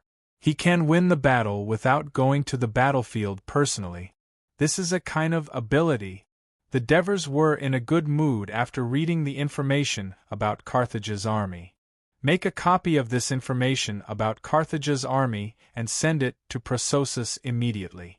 I believe he will make good use of it. Devers separated a portion of the information on the table and handed it to Aristyras. Yes, Your Majesty. Aristyras, do you think that Hanno only sent 40,000 soldiers? Oh, including the Iberian army, a total of 60,000 soldiers to Sicily? Does he really think that with just 60,000 soldiers, he can defeat our Dionia and completely occupy Sicily? The Devers suddenly asked. Sometimes, when the Devers were thinking about some important national affairs, they would suddenly ask the vassals around them to confirm their own thoughts or broaden their thinking. Aristyras was already prepared for this. He calmly said, Perhaps Carthage's Hanno has never thought of completely occupying Sicily or completely defeating our Dionia. He only wants to obtain some victories and force us to sign some agreements that are beneficial to them. Makes sense. The Devers pondered and nodded. After a while, he touched his chin and said in a deep voice, "It's also possible. The people of Carthage don't want to send so many troops at once to increase the pressure on the logistics. Instead, they will wait for the development of the war and increase the number in the future. But no matter what, the ruler of Carthage, Lord Hanno, is good at playing politics, but obviously not as bold as the Magonid clan. Perhaps in his heart, he doesn't see this war as a decisive battle between Dionia and Carthage at all. This should be a good thing for us." As the Devers spoke, his voice gradually became softer, and he fell into deep thought again. Aristides stood quietly at the side and did not make a sound. After a while, the Devers looked at him again and said, "At the assembly of the Protectors yesterday, the Protectors from Ugentum, Messania, and Udi all mentioned that there are unfamiliar Masapi people going in and out of the mansions of some of the former Masapi tribal leaders in the towns and villages. Send someone to investigate." "Yes, Your Majesty. It's best to find out who's supporting them. It seems that some people want to take advantage of the war between us and Carthage to create more trouble for us." The Devers looked ahead with a sharp gaze. In fact, he already had a suspect in his heart. "Yes, Your Majesty, I'll do it immediately." Aristides looked solemn. At this moment, a palace guard came in and reported, "Your Majesty, Lord Sicorian has arrived. Let him in quickly," the Devers said happily. Aristides immediately took his leave. Sicorian, who was already in his 40s, still had a slender body and vigorous movements. There was no sign of a fat middle-aged man. He strode into the office and came before the Devers. He quickly and straightforwardly gave a standard military salute. "Your Majesty, I'm here. Look at you. It seems that you can't wait any longer," the Devers joked. "Isn't that so, Your Majesty? I've been in that small bay in Tarentum for almost 10 years. I've almost forgotten how to pilot a warship." Sicorian also joked. "It seems that I'll have to reconsider changing a naval commander," the Devers said seriously. "Is there a better naval commander than me in the kingdom?" Sicorian immediately replied. Both of them burst into laughter. "This time, I'll send you to Sicily to command the 1st and 3rd fleets to fight against Carthage's navy. The commander of the 3rd fleet, Flarios, used to be your subordinate, so it'll be easier for you to command him. Do you have any other requests?" The Devers said seriously. "Can I command the 2nd fleet as well?" Sicorian made his request without hesitation. The Devers shook his head. "Middleades' fleet needs to pin down the people of Rome on the west coast. Besides, after the 1st fleet of nearly 60,000 people went to Sicily, most of their food supplies will be provided by the kingdom. You also know that the kingdom has just experienced a drought, and the cities in southern Italy are short of food supplies. I've prioritized the food delivered from Egypt to your fleet. If you add another 30,000 to 40,000 people, I'm afraid that most of the navy under your command will have to go hungry." Currently, there were 4 fleets in the kingdom of Dionia. The 1st fleet was mainly stationed in Tarentum, the 2nd fleet was stationed in Trine, the 3rd fleet was stationed in Catanae, and the 4th fleet was stationed in Brindisi. As a large number of people were needed to form a fleet, in principle, they were assigned to the nearest fleet. For example, the main force of the 1st fleet was stationed in the northwest corner of Tarentum, and the land from there to Metapontum was basically allocated to the sailors and helmsmen of the 1st fleet. Some of the sailors came from Tarentum, Metapontum, and Heraclea. Therefore, every time the 1st fleet trained, they could bring enough rations and arrive at the base in time. In addition, the main combat force of the Dionysian fleet was the Raven warship, and the main combat method was to engage in boarding battles, which required a large number of infantrymen to fight on board. During the war in southern Italy, the infantrymen were completely provided by the army. However, after the establishment of the kingdom, Sicorian made a suggestion to the Ministry of Military Affairs. He believed that it would be difficult to coordinate the army's participation in the naval operations every time, because the fleet and the army were not stationed together, and it was impossible to train with every army, and it would be impossible to fully exert the power of the army during the war, because they would be transferred to the fleet from time to time.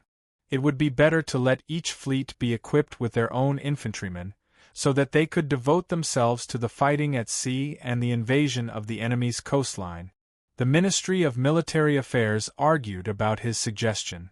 In the end, the report was passed to the Devers, and the Devers readily agreed. This was because he knew very well that the Navy had always been used for attack, and they needed to have their own Marine Corps. For this reason, the naval base needed enough land to accommodate the sailors and infantrymen of the fleet. Therefore, the Second Fleet was stationed in Treen, where there was the Opimia Plain. The Third Fleet was stationed in Katani, where there was the fertile Catania Plain. The Fourth Fleet was stationed in Brindisi, and Brindisi itself was a naval base. While the First Fleet was stationed in Tarentum, there was also a subfleet stationed in the military port in the southern part of the Sabari Plain. Therefore, the scale of each fleet was quite large, especially the First Fleet, whose numbers completely exceeded the sum of the 5 army corps. Once they were far away from their base, the consumption of food was huge.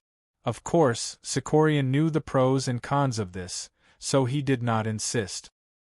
He then raised a sensitive question: when I go to Sicily, who will be in charge of commanding the operations? Will it be me or the newly appointed commander of Sicily, Prososus? The Devers stared at him and said solemnly, in principle, you will be in charge of the navy, and Prososus will be in charge of the army. The navy and the army will work together to defend our territory in Sicily and destroy the invading Carthage army. When you and Prososus discuss the military plan, the governor of Sicily, Cyprilos, will also participate. When the two of you can't come to an agreement, he will make the final decision. Once the plan is established, it must be carried out with full force, without any shirking or delay. Please remember the original domain name of this book. Mobile version. Chapter 722. Your Majesty, don't worry. I'm a senator of the Senate after all. I won't act recklessly without considering the bigger picture. The Devers also smiled. With you in charge of the Southern Sea, I can rest assured. However, after you have complete control of the Sicilian Sea, don't completely seal off the sea passage between Carthage and Sicily. Why? Sicorian blurted out in surprise. Because we need to give Carthage hope. Let them consume their own resources and send the citizens of Carthage to Sicily. The Devers' eyes flashed with a cold light. General, how can you allow Hasdrubal to lead his army to attack the north coast of Sicily alone? Melifio barged into the main tent and loudly questioned Mont. Mont did not reprimand Melifio for his rudeness. He shrugged and helplessly asked, if we don't let him go, what else can we do? Just because he refused to send his troops as the vanguard, he quarreled with me here for 3 days. This has seriously affected my command of the other troop. Can I punish him with military law? Melifio was speechless for a moment. He immediately realized that Hasdrubal was the most important member of the Maganid family. Punishing him just because of a dispute over a military point of view was not something that Mont, who had an ordinary background and strength, would dare to do. If he really carried out the punishment, it might give Maganid an excuse to withdraw the troops. Mont was afraid to take action for fear of breaking the vanguard. Melifio said unwillingly, we can report Hasdrubal's rudeness to the Senate and let them punish him. Mont secretly shook his head. Melifio was still too young. The battle has not even started, and he already suggested that I ask for help from the Senate. Wouldn't this make the senators feel that I'm too incompetent? How can I let Hanno be at ease in handing over the command of the army to me? Thinking of this, he smiled coldly. Actually, it's a good thing that Hasdrubal is leading his army to attack the north coast. If he attacks with all his might, he can distract the attention of the Dionysian army and scatter their forces. If he holds back, he will be seen by the Senate and the populace, and will be a disgrace to the Magonid family when compared to our success. I'm sure Brother Ma, who values his family's reputation a lot, would ask Hasdrubal to attack with all his might. Malefio thought for a moment and smiled. How are the soldiers under your command doing? Monadino asked with concern. They all thirst for battle. Malefio answered. That's good. Monadino nodded in satisfaction. It must be known that the Holy Regiment led by Malefio was the main force of Carthage's army. Go back and get ready. We will soon attack east along the south coast. Yes, General, Malefio said excitedly and left. After sending off Hanno's son-in-law, Monadino heaved a sigh of relief. Just as he was about to ask a servant to bring him a jar of wine, a guard came in and reported, General, the leader of the Sickers Arcones has come to see you again. I won't see him. Monadino waved his hand impatiently. How could a leader who had lost his people and was fostered like a stray dog in the city of Lily be worthy of seeing him? Hasdrubal, at the head of his mixed army of 20,000, sailed out of Lilybe and sailed northward, landing at Panormus, a coastal city in the northwest of Sicily. This was a city founded by the Phoenicians and had always been ruled by the Carthage. Hasdrubal's family's reputation made him very popular. However, the people were surprised to see that there were not many Phoenicians or Carthage citizens in this huge army. Most of them were foreigners dressed in strange clothing, so they refused to let them get close to the city. Fortunately, the flat land around Panormus was the widest among all the cities on the north coast. Thus, Hasdrubal and Casago led the army to build a temporary camp outside the city. Due to the excellent location and environment, Hasdrubal decided to make it the rear base of his army under Casago's suggestion. He spent a few more days building the camp, stocking up on food supplies, and leaving a small number of soldiers to guard the camp. He led the army eastward. This time, the army traveled by land. In just over 2 hours, they reached another Phoenician town, Sauros. Years ago, Dionysius's army and the Carthage's army led by Mago fought fiercely here for months, not because it was a large city, but because it completely blocked the land passage from the mountains to the coast, making it more difficult to attack.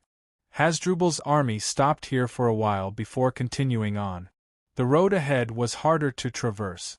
On the left was the sea, and on the right was a towering mountain range.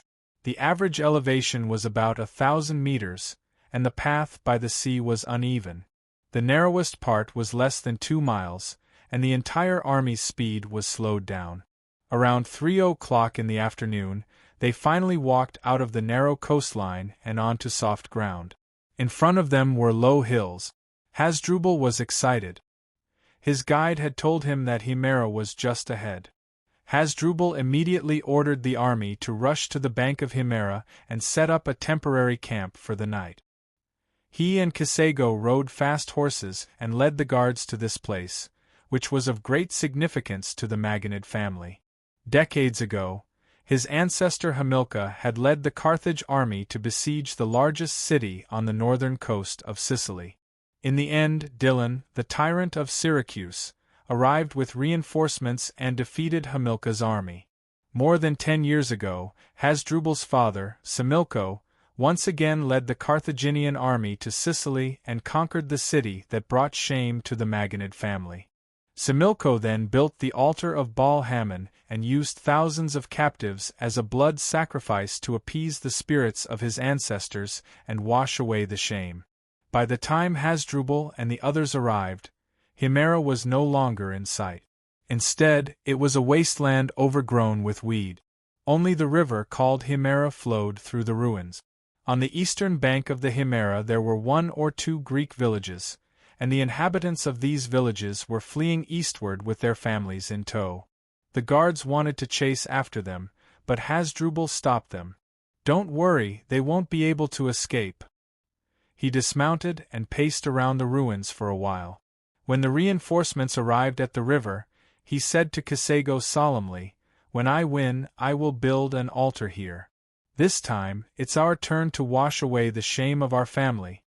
Kisego nodded solemnly as well. The next morning, Hasdrubal gathered his troops and continued their march. He rode at the head of the army. The Himera River was in front of them, and further east was the territory of the Greek. If Carthage's army crossed the river, it would be a declaration of war against the Greeks in Sicily. Without hesitation, Hasdrubal urged his horse to cross the river. This marked the beginning of the war between the two greatest powers in the western Mediterranean, the Kingdom of Dionia and Carthage. At noon, Carthage's army stopped marching along the coastline. In front of them, a Greek town, Cephalidum, blocked their way. Compared to Souris, Cephalidum's terrain was more dangerous. The side of the town near the sea was a mountain 300 meters above sea level, while the inland side was a continuous chain of mountains that averaged 400 meters above sea level. The narrowest part of the lowlands in the middle was only 400 meters, and Cephalidum was guarded by the city. Seeing that the terrain was dangerous, Hasdrubal immediately ordered his troops to form a dense column in front of the town. Due to the narrow terrain, they could not spread out directly, stretching for several miles. The bugles were blown and the war drums thundered. The soldiers roared in unison, their voices shaking the heavens. Then, he sent his men to the city to persuade them to surrender. Otherwise, he threatened to massacre the people in the city, but they refused. So, Hasdrubal ordered his troops to retreat a mile and set up temporary camp. At the same time, he began to prepare siege weapons. When Dionysius attacked Carthage's many towns in Sicily, the people of Carthage had suffered a lot with ballistae, crossbows, and siege towers. Over the years, they had been concentrating on research and development. After all, Carthage was a powerful city-state, and its civilization was not inferior to that of Greece. Apart from the complicated process of building super siege weapons, which required more manpower and were difficult to build, they could already build their own siege weapons, such as ballistae and crossbows. They could also use them to help their allies, such as Rome. The soldiers began to assemble ballistae and crossbows, and cut down trees to make ladders and siege vehicles. The people of Cephalidum also sent messengers from the port to Mylae, asking for help from Dionia. The next day, Hasdrubal led his troops to attack Ceredium. The people of the city had already been warned by the people of Dionia half a month ago, and under the guidance of the Dionia, they reinforced the city's defenses. The narrow terrain made it impossible for the Iberian troops to display their advantage in numbers, and they could only attack the western wall, which was beneficial for the people of Ceredium. After a day of fierce fighting, they did not even manage to attack the top of the wall, and the Iberian troops had to retreat. The next day, Hasdrubal led his troops to attack again, but the siege was still unsuccessful. It was like this for a few days. 2 days after the Iberian troops left, Monteadurno led the army of Carthage from Lille, marching east along the road of the south coast. The army reached Mazara in the afternoon. Chapter 7:23. Mazara was a town built by the Phoenicians and had long been under the jurisdiction of Carthage. It was less than 30 kilometers away from Lille city. However, Carthage's army moved slowly. Not only did they have a large number of supplies, but Monadino also brought some Carthage merchants and even prostitute. As a result, the army was bloated and their formation was somewhat scattered. Thus, their marching speed was relatively slow. The next day, the army continued to move forward. At dusk, they once again arrived at the city of Serenus, which was about 40 kilometers away from Mazara. Serenus was built by Greek colonists. It was once famous for its rich agriculture and fishing industry in Sicily. During the Peloponnesus War, it had a conflict with Segesta, which was located not far from it and was located to the northwest. As a result, it became the incentive for the Athens army to invade Sicily. Then, during the long battle between Carthage and Syracuse, Serenus and Segesta, which were located in the western part of Sicily and surrounded by the Phoenicians, were repeatedly captured. Most of the Greek residents fled to the eastern part of Sicily. Later on, most of the Phoenicians moved in. Therefore, when Ionia and Carthage signed the agreement, the Devers agreed to put Serenus under the jurisdiction of Carthage. On the third day, Carthage's army once again arrived at another town, Hermes, at dusk. Although the Carthage soldiers were tired, their faces were filled with excitement. Just by looking at the name of this town, one could tell that there were hot springs in this place. Originally, the people of Serenus built a village here because of the hot springs in Mount Calogero. When the people of Carthage occupied this place and strengthened their friendly relations with Ionia, the hot springs in Thurii inspired the people of Carthage, who were merchants. Therefore, they vigorously developed this place and built several hot springs similar to those in Thurii. This attracted countless people of Carthage to come and enjoy the sulphurous hot springs. This village also quickly developed into a town. The soldiers built a simple camp and went to take a bath in batches. Monadino even summoned a few women to accompany him in the bath. On the second day, Carthage's army, which had been bathed in the hot spring, was in high spirits, be it the generals or the soldiers. They continued to march eastward with light footsteps. In the afternoon, the army arrived at Heraclea, Minoa city. It was a Greek colony, situated in the hills on the eastern shore of the mouth of the Halykis River, overlooking the fertile lowlands on the western shore, and encircling the port on the east. For more than a decade, this city-state had close relations with Ionia. Because of its name, it had even established a friendly and close relationship with Heraclea, which was under the jurisdiction of the kingdom. Therefore, the Minoans rejected Carthage's suggestion to surrender without hesitation. Monteardino, who had anticipated this, ordered the army to encamp on the west bank of the Halykis. For the next 3 days, Carthage's men were preparing to attack the city, and the news from the Carthage clippers that were sent to the eastern coast to scout had not found any reinforcements from Ionia advancing towards Minoa. Monteardino immediately made up his mind and decided to launch an all-out attack on Minoa city the next day. What he did not know was that to the northwest of Minoa city, in the center of the inland of Sicily, the Sicar tribes in the city of Enna had already sent out 1,000 warriors. They were crossing the mountains and trekking through the river valleys towards Minoa city. On the second day, Carthage's army crossed the Halykis River and arrived at the city of Minoa city. They lined up and surrounded Minoa city, then blew the bugle to attack. Minoa city was not large and had a small population. There were less than 4,000 young and strong citizen soldiers in the city who could fight. There was no moat in front of the city, and the hill it was located on was less than 150 meters high, and the slope was gentle. However, the Minoans completely obeyed the instructions of the team officers sent by Ionia. Not only did they set up a large number of traps, but they also cut down all the trees on the hill. They even dug up the rocks that could be used as cover for the attack and used them as defensive stones to hurt the enemy. Due to the existence of the hill, the large siege equipment made by Carthage not only required more manpower to push to the front of the city, but its movement was bound to be very slow. The accuracy and power of the ballista attacks were also greatly reduced due to the distance. Therefore, the Namibian soldiers who were the main force of the attack carried ladders and rushed to the front. As a result, they were besieged by the trap. Moreover, the Minoans pushed down large stones that had been polished into a round shape toward the place where the attacks of Carthage's army were concentrated. The stones rolled down the hill, crushing many Namibian soldiers along the way and even destroying the siege equipment. In the end, the siege troops were routed and retreated. After Monadino learned of the situation in the main tent, he was not in a hurry. He ordered the troops to reorganize their formation and continue the attack. Seeing that the Namibian soldiers with low morale were slowly advancing toward Minoa city, the anxious Melifio barged into the main tent and asked Monadino to send the Holy Knights led by him to be the main force of the attack. Melifio was rejected by the commander.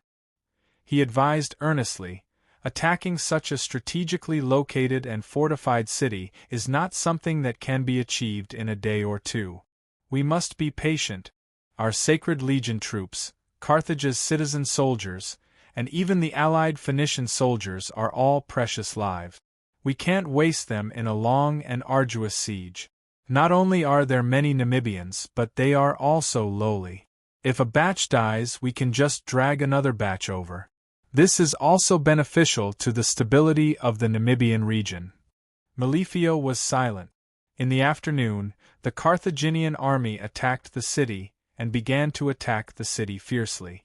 When the battle reached its climax, a horn sounded from outside Minoa City north, and behind the battlefield. Thousands of Sicile warriors rushed out of the mountains in the north and charged toward Carthage's army that was engaged in a fierce battle. The careless Monadino was influenced by the news reported by the Clippers. After the siege began, he did not send out scouts to investigate the enemy's situation around the battlefield. He also did not set up a reserve force to guard the rear of the siege troops, especially at the north of Minoa City. The Sicile warriors only wore cloth robes and were armed with spears and javelins, so they were fast. In the blink of an eye, they climbed up the hill and ran to the bottom of the city. They attacked the Namibian soldiers who were attacking the city with all their might. The Namibians, who were already low in morale, were instantly defeated. The defeat of the Namibians outside the north of the city quickly affected the troops in other directions. The soldiers shouted in panic, "The enemy's reinforcements are here! The enemy's reinforcements are here!" They scrambled down the hill, their speed even faster than the Sicile warriors who were chasing them. These highland natives watched in shock as tens of thousands of Namibian soldiers fled across the Halikas River. They even dragged along the Carthage troops who came to stop them into the main camp. Malifio led the holy knights and infantry, bypassing the fleeing soldiers to stop the enemy's reinforcements. In the end, he realized that the enemies with simple equipment and small numbers did not enter Minoa City. Instead, they quickly ran into the mountains. The mighty Carthage army of tens of thousands was repelled by a mere 1,000 Sicile highland natives. Philomio was extremely ashamed and angry. However, Monadino's expression was calm. In his opinion, even though the Sicile army's ambush had caused the besieging army to collapse, the number of casualties was not high, less than 1,000. For a siege of such a scale, it was nothing. On the contrary, the Sicile attack had exposed the intentions of the Dionia people. As long as the Carthage army strengthened their defenses, the Sicile army would not be able to cause any more losses to the army. After listening to Monadino's consolation, Malifio returned to the camp. He felt indignant. He vaguely felt that Monadino was not aggressive enough and did not have the ability to command such a large army. So, he immediately wrote to his father-in-law, Hanno, expressing his concerns. 2 days later, a ship from Carthage brought a letter personally written by Hanno. In the letter, Hanno warned Monadino to go all out in this war and quickly achieve some results. This was to let the Senate know that it was the right decision to appoint Monadino as the commander-in-chief of the army. At the same time, he warned Monadino not to be careless and let the army suffer losses. Otherwise, even if some people in the Senate did not impeach him, he would not be able to face the anger of the people. After reading the letter, Monadino felt the pressure. He finally stopped lying drunk in his tent and personally reorganized the army, commanding the soldiers to attack Minoa City. The Minoans seized the 2 to 3 days of rest to rearrange the defensive facilities that were previously destroyed by the Carthage army. Once again, they caused a lot of trouble for the Carthage army. While the Carthage army was attacking the city, the Sicile army wandered around the edge of the battlefield and attacked from time to time. One time, they almost burned Carthage's camp. Although Monadino was already prepared for this and did not cause much damage, they still held up a lot of the Carthage army's energy. In the Carthage army, not only the cavalry, but even the infantry came from the plains and deserts of Africa. There was no way to deal with the Sicile army that could travel through the mountains as if they were walking on flat ground. After much contemplation, Monadino remembered the Sicans, who lived in the mountains west of Sicily, and were attached to the Carthaginians. He sent orders to Semimre of Lilibo to raise a force of Sicans, and to send them to Minoan. The news of 1,000 Sicile warriors defeating Carthage's 40,000-man army also reached the ears of Leotychides, the Sicilian commander of Dionia, who was closely watching the battle in Catanae, and he was very surprised. After asking about the details of the battle, he stared at the map and fell into deep thought. After a long time, he took out the information about the Carthage army given to him by the intelligence department and read it over and over again. Finally, he made up his mind. Soon, the governor of Sicily, Cypros, hurried over. "Lord Prosos, why are you looking for me so urgently? Has there been a change in the battle situation?" Chapter 724. Yes, there has been a change. Leotychides' tone was flat and lacked passion. Sicar's harassing troops have defeated Carthage's 40,000 siege troops. Cypros thought he had misheard and asked in surprise, "Is that true? You mean the 1,000 Sicar light infantry with poor equipment?" "I never lie in a war." Leotychides stared at Cypros with bright eyes, but his tone was still calm. "I have decided to change my previous plan. I will lead the 8th Legion to Minoa and face Carthage's men." "Good. As expected of the commander favored by His Majesty. It's much better than the **TTY plan you came up with before." A voice of praise came from outside the door as Admiral Sicarion strode into the meeting room. Leotychides raised his eyebrows. Cypros asked in surprise, "You want to lead the army to battle Carthage's men? That's too risky. Carthage's army has more than 40,000 men. Are you going to gather all the citizens of Dionia in Sicily? If the battle fails, all the territories of the kingdom in Sicily will be in danger. I think it's safer for you to continue with the previous plan." After all, according to the rules, Governor Cypros had the right to participate in the military meeting and raise objections. Therefore, Leotychides had to explain in detail. The previous plan was based on the assumption that Carthage would send an army of 80,000 to 100,000 men. I didn't expect them to only send 60,000 men, and 20,000 of them went to the north coast. From the information they had received, half of the Carthaginian army of 40,000 was made up of Namibians who had been oppressed by Carthage. Their morale was not high, and the attack of 1,000 West Celts was enough to force them to retreat. This showed that the ability of their commander was not good. According to the information we received, Carthage's commander, Montenegro, is greedy and does not like to participate in the battle personally. He does not like to get close to his soldiers, so he cannot make full use of the advantage of having more soldiers. Even if we have fewer soldiers, but the 8th Army and its reserve troops' fighting strength and morale far surpass the enemy, and we can definitely defeat them. Furthermore, we can't just watch as this Carthage army slowly conquers our allies one by relying on their large numbers. Through battles and victories, they can unify the entire army and increase the fighting spirit and combat strength of the Carthage people. When the Carthage army conquers the south coast, it will be very difficult to fight them again. That's the right way to think. The previous plan was to passively take a beating. I just arrived yesterday and heard about your previous plan. I've been wanting to talk to you about it for a long time, said Sicarion in the tone of a commanding officer talking to his subordinate.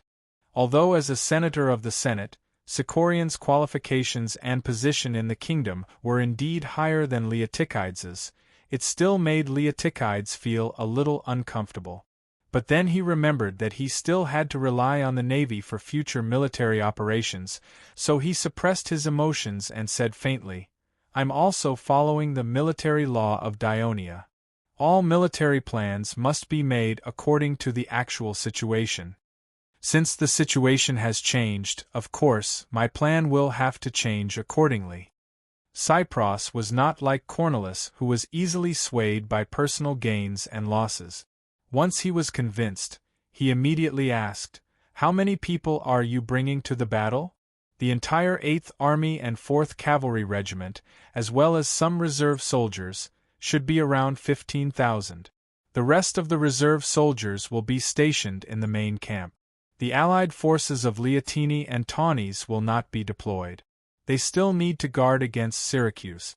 When Leotychides finished, Cypros was once again surprised. "Lord Prosus, isn't 15,000 a little too few?" "Not at all," Leotychides said confidently. "I'll ask Lord Crelu of Hera to organize the Psycheer warriors and travel through the mountain roads to Minoa. I'll lead these 15,000 soldiers and disembark at the port of Camalina by sea. We'll march along the south coast all the way to the west, and along the way, we'll incorporate the armies of the friendly city-states along the way. By the time we reach Minoa, I estimate the number of soldiers to be at least 30,000. I was so anxious just now that I forgot about the friendly city-states like Camalina, Gela, and Agrigento." Cypros exposed his own shortcomings, but his face showed a relieved smile.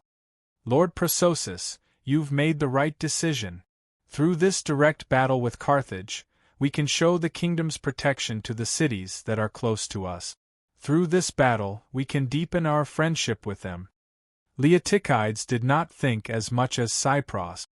He only wanted to win, so he turned to Sicorian and said, "I hope that the transport fleet, as well as the transport of food and supplies, can receive the protection of your fleet, Lord Sicorian. That's the duty of the navy." Sicorian replied readily, but what he said next revealed his true intention. "I can use this opportunity to lure Carthage's fleet into a decisive battle with us." When the news that Carthage's army had landed in Sicily and begun to march towards Dionia reached Rome, the senators were excited. Dictator Camillus thought that the time had come, and immediately issued the order to march towards the Hernisae. Soon, he led an army of more than 40,000 people, consisting of the militia of Rome and the soldiers of the Latin Alliance, out of the city of Rome and marched straight southeast. The Hernisae were the ancient aborigines of central Italy. They mainly lived in the lowlands between Mount Hernisae and Mount Lepani, which was a strip of hills and lowlands about 150 miles long and only about 20 miles wide, with the Terius River flowing in the middle. To the west and south of their living area were the Volsci, who lived next to Mount Lepani, and to the east were the Marsi and Aqui, who lived deep in the mountains. To the north were some Latin city-states, mainly Pelanister. The Roman army passed through the Latin city of Gabii, and at dusk they camped outside the city of Puniest. When the Hernisae heard the news that the Roman army was coming, they panicked and hurriedly sent people to ask for help from the Volsci. The next morning, the Roman army continued to march south, passing through Tularium, of the Latin Alliance, and soon arrived at Signia, a town adjacent to the Hernisae and Latin. This was a small town at the foot of Mount Lepani. It had a small population, but the terrain was relatively dangerous, and it was an important passage for the Hernisae tribe who lived in Mount Lepani. Camillus immediately sent 5,000 men to surround the town and began to build siege equipment. Once everything was ready, they would attack the town. At the same time, he led 35,000 men across the Terius River and arrived at another important Hernisae town, Anagnia, on the east bank of the Terius River, near the Latin region. Another 10,000 men were sent to surround it. He led the remaining 25,000 men around the city of Anagnia and began to build a camp a few miles south of it, eyeing the central town of the Helnici, Ferentinum. Previously, the Hernisae suffered a crushing defeat in the war with the Volsci against the Latin Alliance of Rome. Not long after that, their strength had not recovered, and they did not have the ability to organize enough soldiers to rescue the besieged towns. They could only hole up in their respective towns and fortify their defenses while waiting for the Volsci to rescue them. When the news of the Roman army attacking the territory of the Hernisae reached Pelevernham, the high-ranking officials of the Volsci alliance who had gathered there were very nervous. They had just defeated the Romans and were still discussing how to recapture Antium, Villette, and other towns that had been captured by the Romans. They did not expect that the Romans would launch another war to the east of the Volsci so soon. Amyntas, who was invited to the meeting, was puzzled. He asked in surprise, "According to the information we received, the Romans stationed 10,000 men in Antium, Villette, and Saturnicum respectively? How can the Romans have so many soldiers to attack the Hernici?" Pulfenham's consul, Catamontelos, said helplessly, "The Romans do not have so many young citizens, but they still have many Latin alliance states and many Etrurian cities that have been conquered by Rome. They are fully capable of launching another war against us. This is the scary thing about the Romans. I am afraid that the Romans are going to concentrate all their strength to fight a big war. But our Dionia..." Amyntas thought of the First Legion that he had just replenished and sighed to himself. With the combat power of the Roman army, the First Legion with less than 10,000 men was not enough to help the Hernici to repel the attack of the Romans. Printos saw the troubled look on Amyntas' face and quickly asked, "Why don't you contact the Equus and the Maxi to deal with the Romans together? I heard that these two races are next to the Hernici. I think if the Hernici are destroyed by the Romans, these two races that are also at odds with Rome will also face the threat of the Romans." Selch's consul, Tullus, replied, "The Hernici must have contacted the Equus and the Maxi. The question now is whether we should rescue the Hernici?" "Of course we should rescue them," Catamontelos said loudly without hesitation. "Our Fabriteria and Frusinum are just south of the Hernici's territory. If the Hernici are destroyed, then they will be attacked by the Romans later. It is better to rescue the Hernici now than then." Chapter 725. Catamontelos' words were agreed with by everyone. After a discussion, they decided to send 10,000 men to assist the Hernici in defending Furenturum. 10,000 soldiers. This was the largest force that the Walshes could send. After the departure of these 10,000 people, the defense of the Walshes' territory would inevitably be empty, so they entrusted the heavy responsibility of defending the Walshes' territory to Amyntas. This showed that the previous bloody battle of the First Legion of Dionia had won the full trust of the Walshes. After receiving a hint from the Walshes, the Hernici emissary privately sought out Amyntas, hoping to form an alliance with Dionia and obtain the support of this powerful southern country. Topyrus, who had been authorized by the king of Devers, took over the negotiations. Under the pressure of the situation, the Hernici quickly drew up a draft of an alliance with Dionia. However, Topyrus reminded the other party that Dionia could not send troops to support Hernici in a short time due to the lack of food. The news of Carthage's army landing in Sicily and attacking the territory of Dionia also reached the Samni Mountains, and the Samni tribal alliance was also in high spirits. Although Lescock believed that the war in Sicily had just begun and the situation was not clear yet, they should wait and see. However, the leaders of the other tribes could not wait any longer. In the end, the decision to send troops to Dionia was passed at the meeting, but there were some disputes over the direction of the attack. Chief Eusebic, who represented Cautini at the meeting, insisted that they should attack the Campania region, attack the weaker Campania alliance, rescue the more than 2,000 Cautini warriors who had been captured, and thus increase the strength of the Samni coalition. Lescock objected to this. He believed that the Samni tribal alliance's attack this time was a declaration of war against Dionia, so the biggest enemy of the Samni was the kingdom of Dionia. How to deal the greatest blow to the Dionia, weaken the strength of Dionia, and make it suffer a defeat in this large-scale war so that it could no longer fight back against the Samni was the primary problem for the leaders to consider. Then, facing Eusebic's furious gaze, Lescock said loudly, "My suggestion is to attack the Downey district."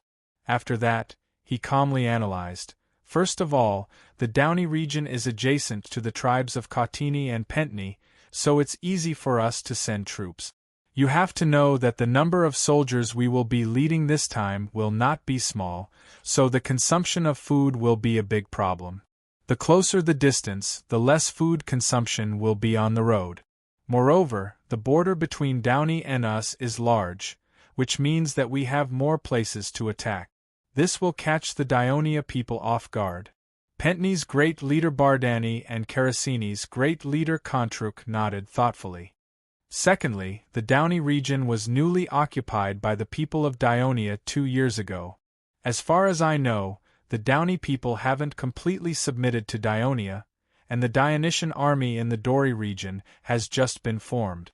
Therefore, it will be easier for us to attack them, and we may even cause chaos in the region. Moreover, the people of Dionia are currently at war with the people of Rome because of the Volsi. As the war between both sides escalates, it is very likely that Dionia will send more reinforcements. If we attack Campania, it will be very convenient for Dionia to mobilize their troops nearby, but if we attack Downey, the people of Dionia will be faced with a difficult choice: to save the Volsi or Downey. Do you even need to ask? The people of Dionia will definitely send their army to Downey. We are helping the people of Rome, but we will bring an army to ourselves. Eusebic questioned angrily. That doesn't matter.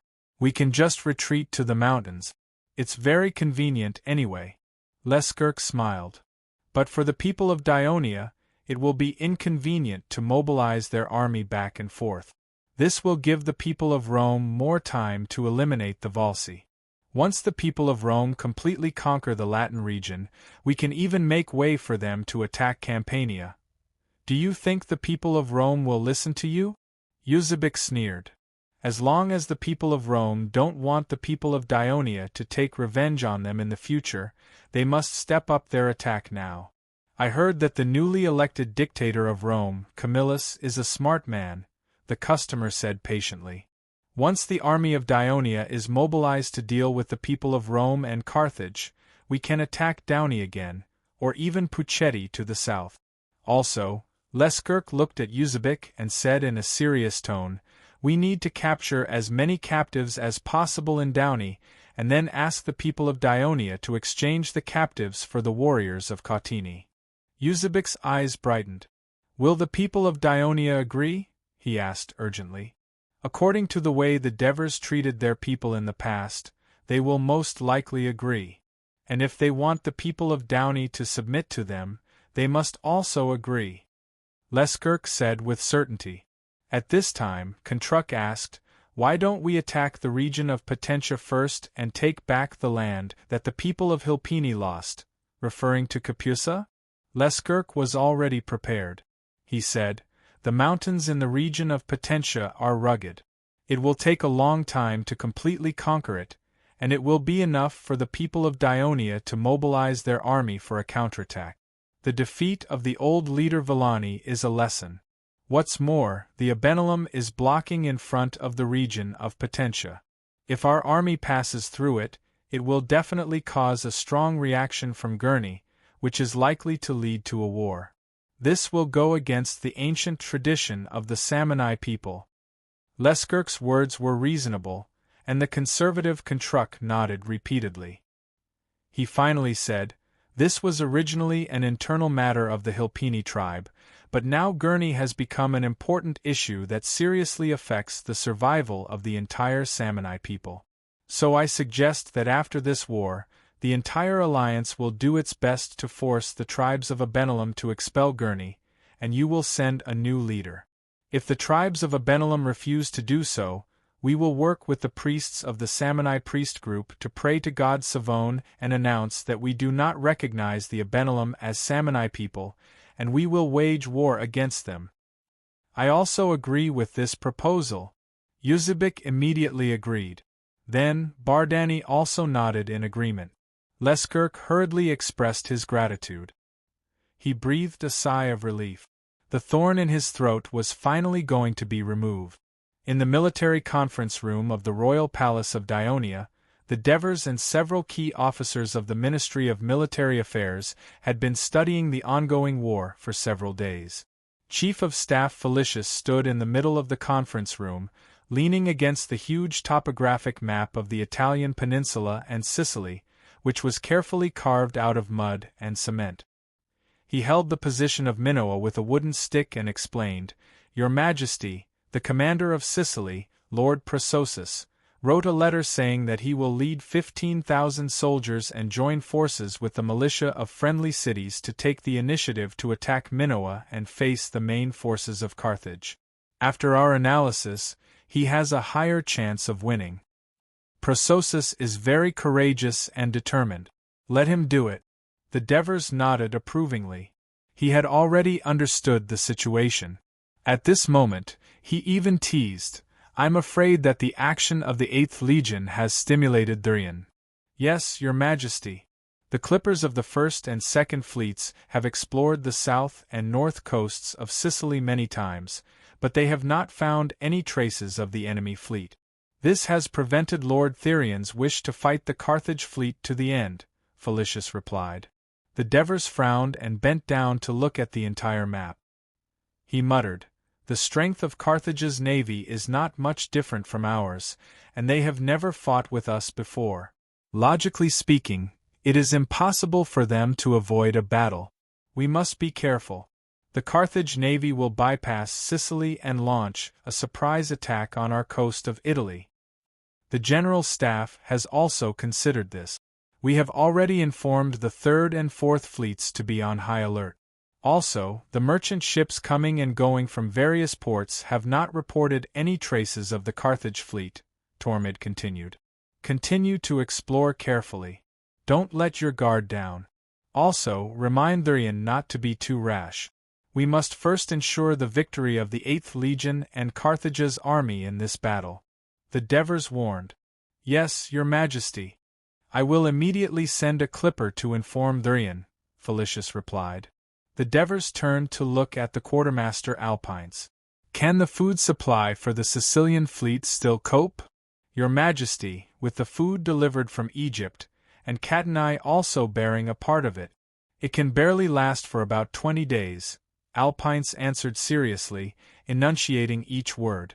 The original quartermaster Alpines was Capus, but due to the new 11th Legion in the Downey region, and the bad relationship between Dionia and the Simonians this year, the Downey region urgently needed a commander with high prestige, rich battlefield experience, and strong administrative abilities.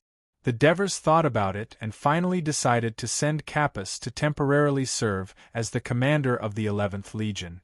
Changing from Quartermaster Alpines to the commander of the 11th Legion was actually a demotion. Therefore, the Devers did not ask him to resign from his position as Quartermaster Alpines. However, it was now a time of war, and the position of Quartermaster Alpines was very important. Not only did this job have to be done, it had to be done well. Therefore, Capus recommended his assistant, Alpines, to take over. Alpines was a senior officer who had also returned from Persia with the Devers. Compared to his other colleagues, whether it was in the Senate or in the Legion, he had always been inconspicuous and ordinary. After the war in southern Italy, he was transferred to the Ministry of Military Affairs as a light infantry captain. However, with his diligent and down-to-earth work style, he quickly gained a foothold and even won the attention of several chief officers. Please remember the original domain name of this book. Chapter 726. After a series of fights, Capus transferred him to the military department as the adjutant. He had taken on a lot of work over the past few years and had lightened the burden on Capus a lot. Ever since he became the acting chief, Alpines had been as steady as usual and had not made any mistakes. Only then did the Devers feel relieved. At this time, the Devers comforted him. "Don't worry, the food problem will be greatly improved soon. The Turii merchants organized by Sostatus and the Lygium merchants organized by Senator Alcibiades have purchased a large amount of grain from the Yoke Galaxy and Egypt. The grain will arrive soon. In addition, the second batch of grain provided by the Pharaoh of Egypt will also arrive soon. These grains will be used as rations for the military." "That's great." Alpines finally smiled. What do you think about Rome's attack on the Helnici? The Devers turned to the Minister of Military Affairs, Helos. Helos, Hieronymus, Felicius, and Alpinus looked at each other and said with a serious expression, Your Majesty, after some discussion, the Ministry of Military Affairs felt that although Rome is our enemy, they have changed the direction of their attack this time. They have shrunk the defense line on the side of the sea and attacked the Helnici inland. This is indeed a good strategy. It has rendered our third fleet useless. At the same time, the Romans also stationed a lot of soldiers in several towns near the sea. This made the allied forces of us and the Wersi not dare to attack them forcefully. That would cause more casualties to the already small number of soldiers in the allied forces. This way, the Rome can attack the weak Helnici with all their strength. Even with the help of the Walsi, we believe that they will not be able to resist the attack of the Rome. Unless the Aquis and the Massi send reinforcements, the Helnici will be in danger. Therefore, Amyntas has written a letter to request for reinforcements. Your Majesty, we have just signed an alliance agreement with the Helnici, Felicius interrupted. The Devers nodded and stared at the area where the Helnici lived on the map. They did not speak for a while. The others kept quiet and waited for the Devers to make a decision. Just then, Aristiras, the herald, pushed open the door and rushed into the meeting room. Your Majesty, a report from the Latin region. Devers took a look at the scroll and his eyelids twitched. He then passed the scroll to Siros. Helos hurriedly took it, and after reading it, he was shocked. The Aquis and Maxi organized a coalition of more than 10,000 people to attack the Latin city-state, boldly, in an attempt to attract the Roman army that was attacking Helnici to return. In the end, they were ambushed by more than 20,000 troops of the Roman army that quickly departed from Rome, and suffered a crushing defeat. How did Rome get another 20,000 soldiers? The others were also shocked when they heard that. Aristiras replied calmly, It's probably the army from the Rome colony city and the Etruscan allies north of the Tiber River. It seems that this time the Rome had planned this. The Devers sighed and said, Camillus's trick of baiting the enemy is good. The others in the meeting room were all veterans, and they understood what the Devers meant. Camillus had placed the Roman army at the front line, and deliberately left the rear undefended. In fact, he had already hidden his army in Rome. The coalition of the Aquis and Maxi did not dare to confront the Roman army head-on, so they used the method of ambushing the rear in an attempt to force the Roman army to return. In the end, they were ambushed by the well-prepared Roman army. After all, Rome was only 50 miles away from Boli. Felicius leaned over the map again and carefully studied it again. His brows furrowed together. Your Majesty, the Aquis and Maxi have suffered a crushing defeat this time. I'm afraid they will no longer be able to rescue the Hernici. The Rome can rest assured and attack them boldly. Here, Felicius pointed to the camp of the Roman army and said in a deep voice, there were already more than 40,000 Roman soldiers, and with the addition of more than 20,000 soldiers, the reinforcements of the Hernici and Wolsey are far from being able to resist. I believe that the Romans will soon destroy the Hernici forces, and then attack the Wolsey towns in the east, or... Felicius drew a long wooden stick on the low ground between Mount Lepini and Mount Ausoni, his face full of worry. Then lead the army west and attack the Wolsey in the coastal plain from the east. At that time, even the First Legion will not be able to stop so many Roman soldiers. If the defenders of the Roman colonial towns in the southwest also attack, I believe that the Wolsey will soon be destroyed, and the Rome will completely conquer the Latin region. At this moment, Helos also interrupted. Your Majesty, you asked us to pay attention to Rome before, but to be honest, we did not pay much attention to it. But now, it seems that its military potential is amazing. You see, it attacked the Hernici with more than 40,000 soldiers, and defeated the allied forces of the Aquis and Maxi with more than 20,000 soldiers. It is reported that Antium, Villette, and Saturnicum each have about 10,000 soldiers.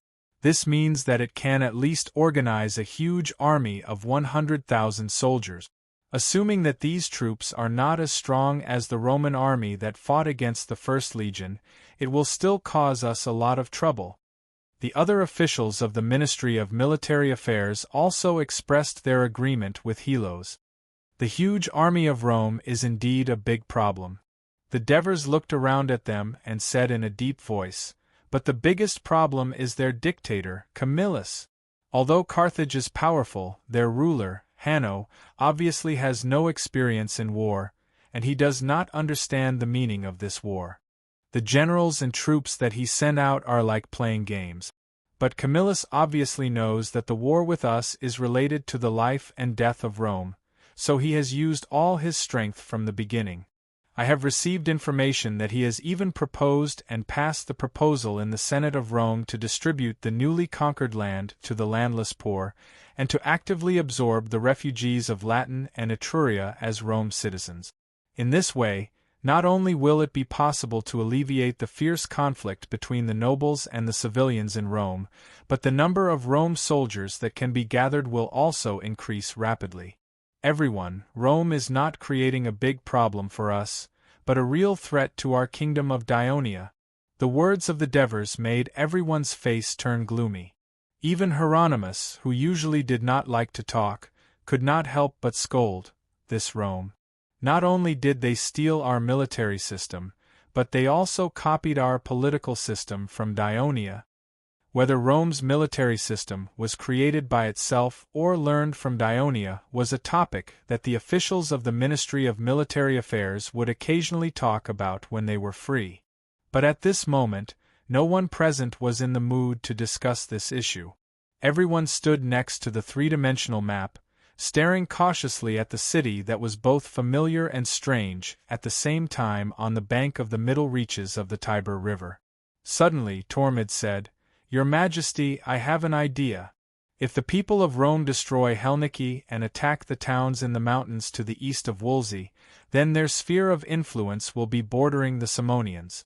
Based on the habits of the Simonians, will they live in peace with such a powerful new neighbor? As long as we think of a way, maybe we can make these two forces have a fierce conflict and then, the Simonians can't be that stupid, right?" Felicius questioned. "They have just finished a war with us, and now the people of Rome are fighting a war with us. Don't they know that the enemy of their enemy is their friend?" Of course the leaders of the Simonians know, but the warriors and people of the Simonians living on the border of Rome may not necessarily listen to them for the sake of their own interests. Once the conflict gets out of hand, it will not be something that the leaders can control. Tormid argued. As he was speaking, Aristyras, who had just left not long ago, entered the conference room again. He said to the Devers in a hurry, "Your Majesty, there is an urgent military report from the Downey region." The Devers opened the report and looked up at the curious eyes of the people. He said slowly, "There is no need to discuss the possible conflict between the Simonians and Rome anymore. This morning, the Simonians invaded our Downey region." "What?" Everyone's expression changed drastically. Helos hurriedly took the report from the Devers' hands, and the few of them rushed to read it. "The Simonians have successively raided the cities of Osculum, Vibinum, and Gerunum in the Downey region. Only Gerunum is located at the border of Vrentani, and because the Vrentani have always been on good terms with us, Dionia, they did not take any precautions and were captured. The citizens of the other two cities have repelled the enemy's raid, but they are now surrounded. Your Majesty, the Simonians have declared war on us," Felicius said hoarsely as he read the report. "Isn't that great? We don't have to worry about when the Simonians will betray the kingdom every day. Since they are stupid enough to leave the mountains that give us a headache and come to the plains to fight, it will give us a chance to completely eliminate the big problem that is the Simonians." The Devers' calmness was not an act. The attack of the Simonians more than 10 years ago had made him nervous, but the powerful strength of the kingdom of Dionia had given him enough confidence. Even if there was a drought, He was confident that he could completely defeat the evil wolf that was blocking the path of Dionia's expansion in the north. It could even be said that the betrayal of the Simonians was the result of his deliberate manipulation. The relaxed attitude and confident words of the Devers were like a cup of cool water for the people in the room, calming them down. Chapter 727. Alpines was the first to agree. Your Majesty is right. At least in the Downey region, our consumption of rations will be minimal. But, Your Majesty, according to the battle report, the number of Samanai attacking our 3 cities is no less than 10,000. Based on this, it is very likely that the Samanai have gathered the people of 4 tribes to attack us. This is not something that Capus 11th Legion can defend against alone. We must send them reinforcements, Helos suggested worriedly. Although the Samanai have a lot of people, most of them are light infantry. They cannot pose a real threat to the 11th Legion in a frontal battle. Hieronymus comforted. Don't be careless against the Samanai, Felix reminded solemnly. The Ministry of Military Affairs has received news that the Hilpini tribe once tried to buy armor from our weapons merchant. Although they did not succeed, it also shows that the Hilpini leader, Leskok, who has fought with us before, is very clear about the shortcomings of the Samanai warriors and is looking for a change. Once they contact Carthage, when the others heard this, their hearts tightened again. At this time, Devers thought about it and said, the 11th Legion is indeed not enough. How about this? Appoint Alexis as the commander of the eastern part of Dionia. She will be in charge of the 9th Legion, the 10th Legion, the 11th Legion, as well as the 2nd Cavalry Legion and the reserve soldiers of these legions. She will be in charge of the war against the Samanai. However, remind her not to transfer all the troops to the Downey region. She must leave enough troops to guard against some enemies that may exist in the east, as well as some sabotage activities that they carry out to destroy the stability of the Puchetti, Masapi, and Downey regions. Although Alexis and Prososus were both appointed as regional commanders, Alexis could command much more troops than Prososus. The officers of the Ministry of Military Affairs did not express any objections. Alexis was their old comrade. Whether it was in terms of experience or battle record, she was incomparable to Prososus. Furthermore, the Downey region was closer to the core of the kingdom. An enemy invasion would have a greater psychological impact on the people. In addition, it was indeed more convenient for logistics. However, the last sentence of Devers shocked them again. Felix asked in a slightly panicked manner, Your Majesty, does the kingdom have a new enemy? The more politically sensitive Helos asked directly, Your Majesty, does this enemy refer to Sparta? As soon as the word Sparta came out, the faces of Felix, Hieronymus, and Tormid all changed. But the Devers still looked calm. Instead, he looked at them and said half-jokingly and half-discontentedly, You are all veterans who have defeated countless strong enemies with me. Why are you all so afraid when you hear that the enemy is Sparta? Your Majesty, we are not afraid. We are just a little surprised, Felix hurriedly explained. What's there to be surprised about? The Devers said in a slightly reprimanding tone, We all know very well that Sparta was forced to sign a friendly agreement with us back then. With the overbearing nature of the people of Sparta, how could they allow other forces to share the hegemony of Greece with them? I'm afraid that they have already secretly regarded Dionia as their enemy. Otherwise, they wouldn't have taken in some of the fugitives from Masapi and Puchetti. This time we, Dionia, are at war with several forces. I'm afraid that Sparta will think that their opportunity has come. The Ministry of Military Affairs is not an ordinary kingdom's institution. It has to command the entire kingdom's army to deal with the threats that the kingdom faces now and in the future. Therefore, as senior officials of this department, you have to stand on a higher level and analyze the various countries and forces in the Mediterranean Sea.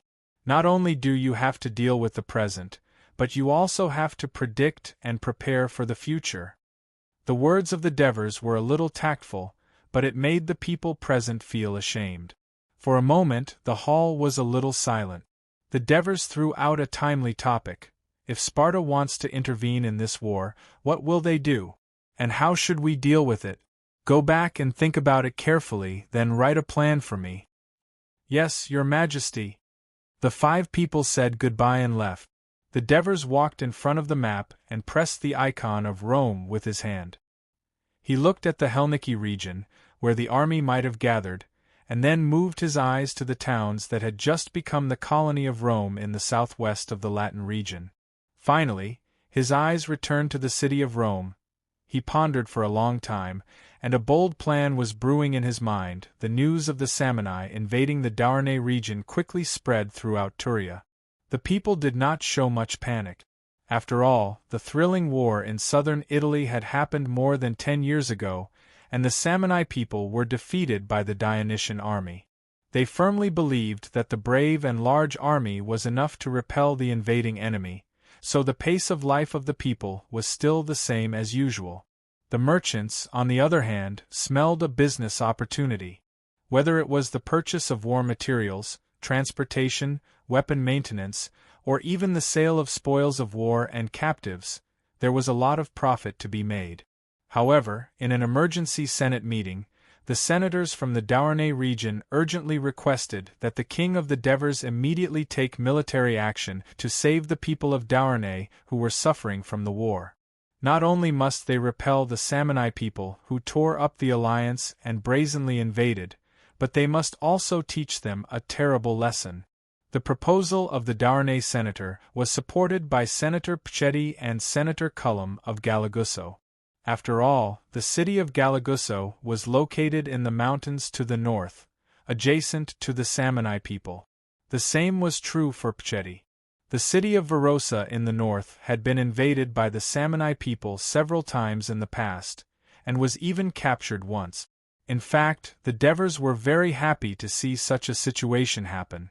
A strong foreign enemy would force these newly attached regions to unite against a common enemy, so that some of the conflicts between them could be resolved more quickly and the speed of integration would be faster. The Devers announced the news that the Ministry of Military Affairs has appointed Alexis as the commander of the eastern region.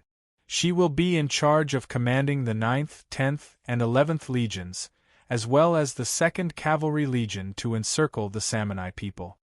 This was because in the hearts of many of the senators, Alexis was a famous general in Daionia, second only to the Devers.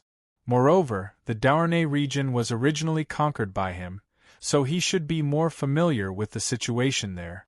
After calming the emotions of the senators, the Devers proposed that the Lusinian governor, Antonio, be appointed as the wartime governor of the Daurne region.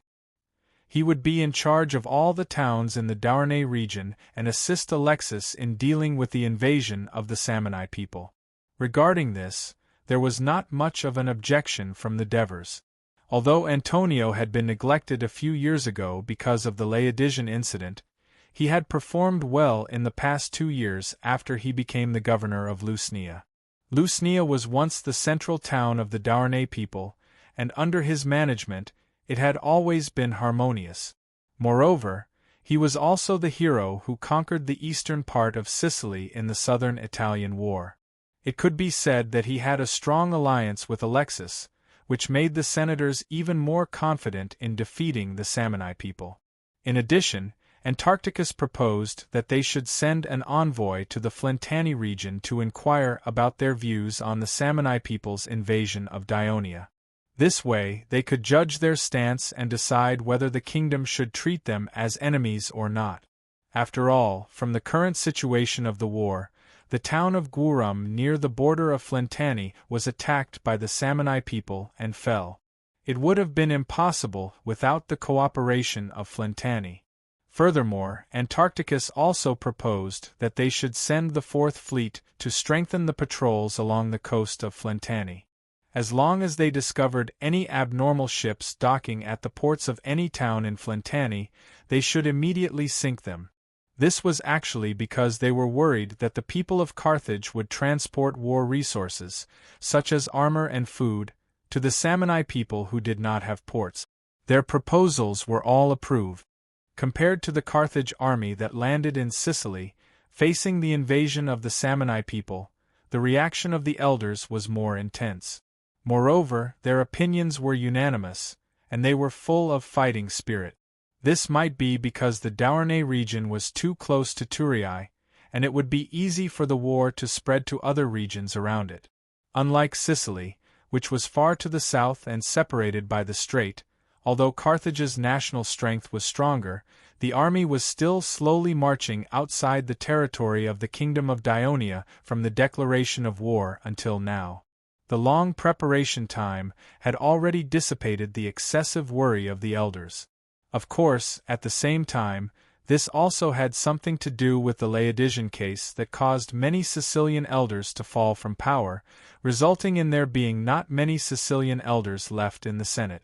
At night, the moonlight poured into Kristoya's bedroom through the wooden window like water. The Devers had been busy all day and only returned home in the evening. They hurriedly ate dinner, washed up, and entered Kristoya's bedroom. They fell onto the soft bed and did not want to move. Kristoya, who had lived with the Devers for nearly 20 years, knew that it was the incident of the Samni people invading the Douarnenez region that caused her husband to be so tired today. She was already used to it, so that she could let her husband have a good sleep as usual so that he could recover his energy and better face the heavy tasks of the kingdom in the future. But today, she had to shake the sleepy Devers awake. "Your Majesty, don't sleep yet. There's something I need you to make a decision on. It's already so late. What else do you need to do?" The Devers opened his eyes in a daze, and he looked a little upset. In the eyes of outsiders, the King of Devers was a serious person. In fact, he rarely got angry at home. This kind of mood was already the worst performance. Chapter 728. She pretended to be aggrieved and said, "I know you've been busy with the affairs of the kingdom all day and are tired, but there's no other way. But there's no other way because as the head of the family, you have to make the decisions for the big things that happen in the family." "What's going on?" Devers was at a loss. Usually, Kristoya took care of everything in the family, and he rarely asked about it. "Your son, Adoris. He's already 21, and someone has come to propose marriage," Kristoya said seriously. "Propose marriage? Adoris is still very young." Devers didn't think much of it, but when he saw Kristoya's serious expression, he suddenly realized something and asked, "Who's proposing marriage?" "Alcibiades asked for his daughter's hand in marriage. He told Agnes about it, but Agnes asked for my opinion," Kristoya said calmly. However, Devers was no longer sleepy and thought about it seriously. He then said, "Agnes still respects you as a sister." "Of course I know that. I've always treated Agnes as my own sister. There's nothing wrong with us sisters, but I'm afraid that some outsiders will think too much," Kristoya reminded.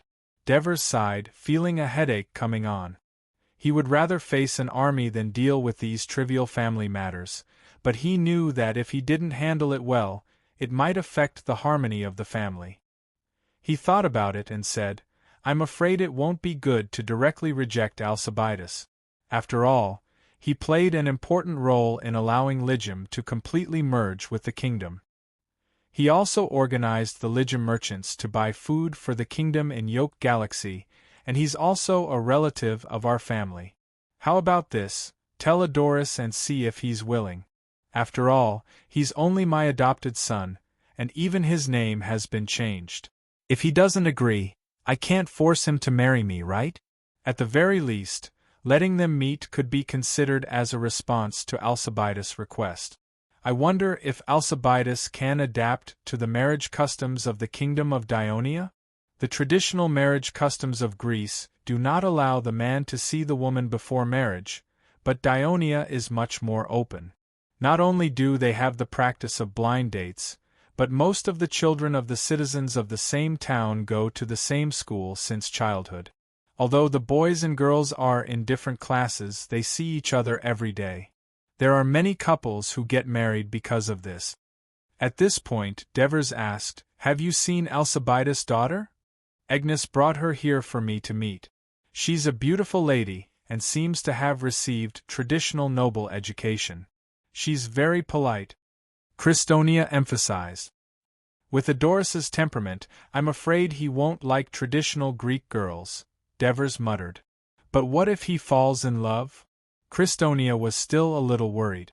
After all, there was a gem like Agnes, and that girl did not seem to be too bad. Devers was stunned and said hesitantly, "If that's the case, there's no other way. You can't go back on your word. Why don't we arrange a few more blind dates for Adoris? Actually, Alcibiades isn't the only one who has come to propose marriage.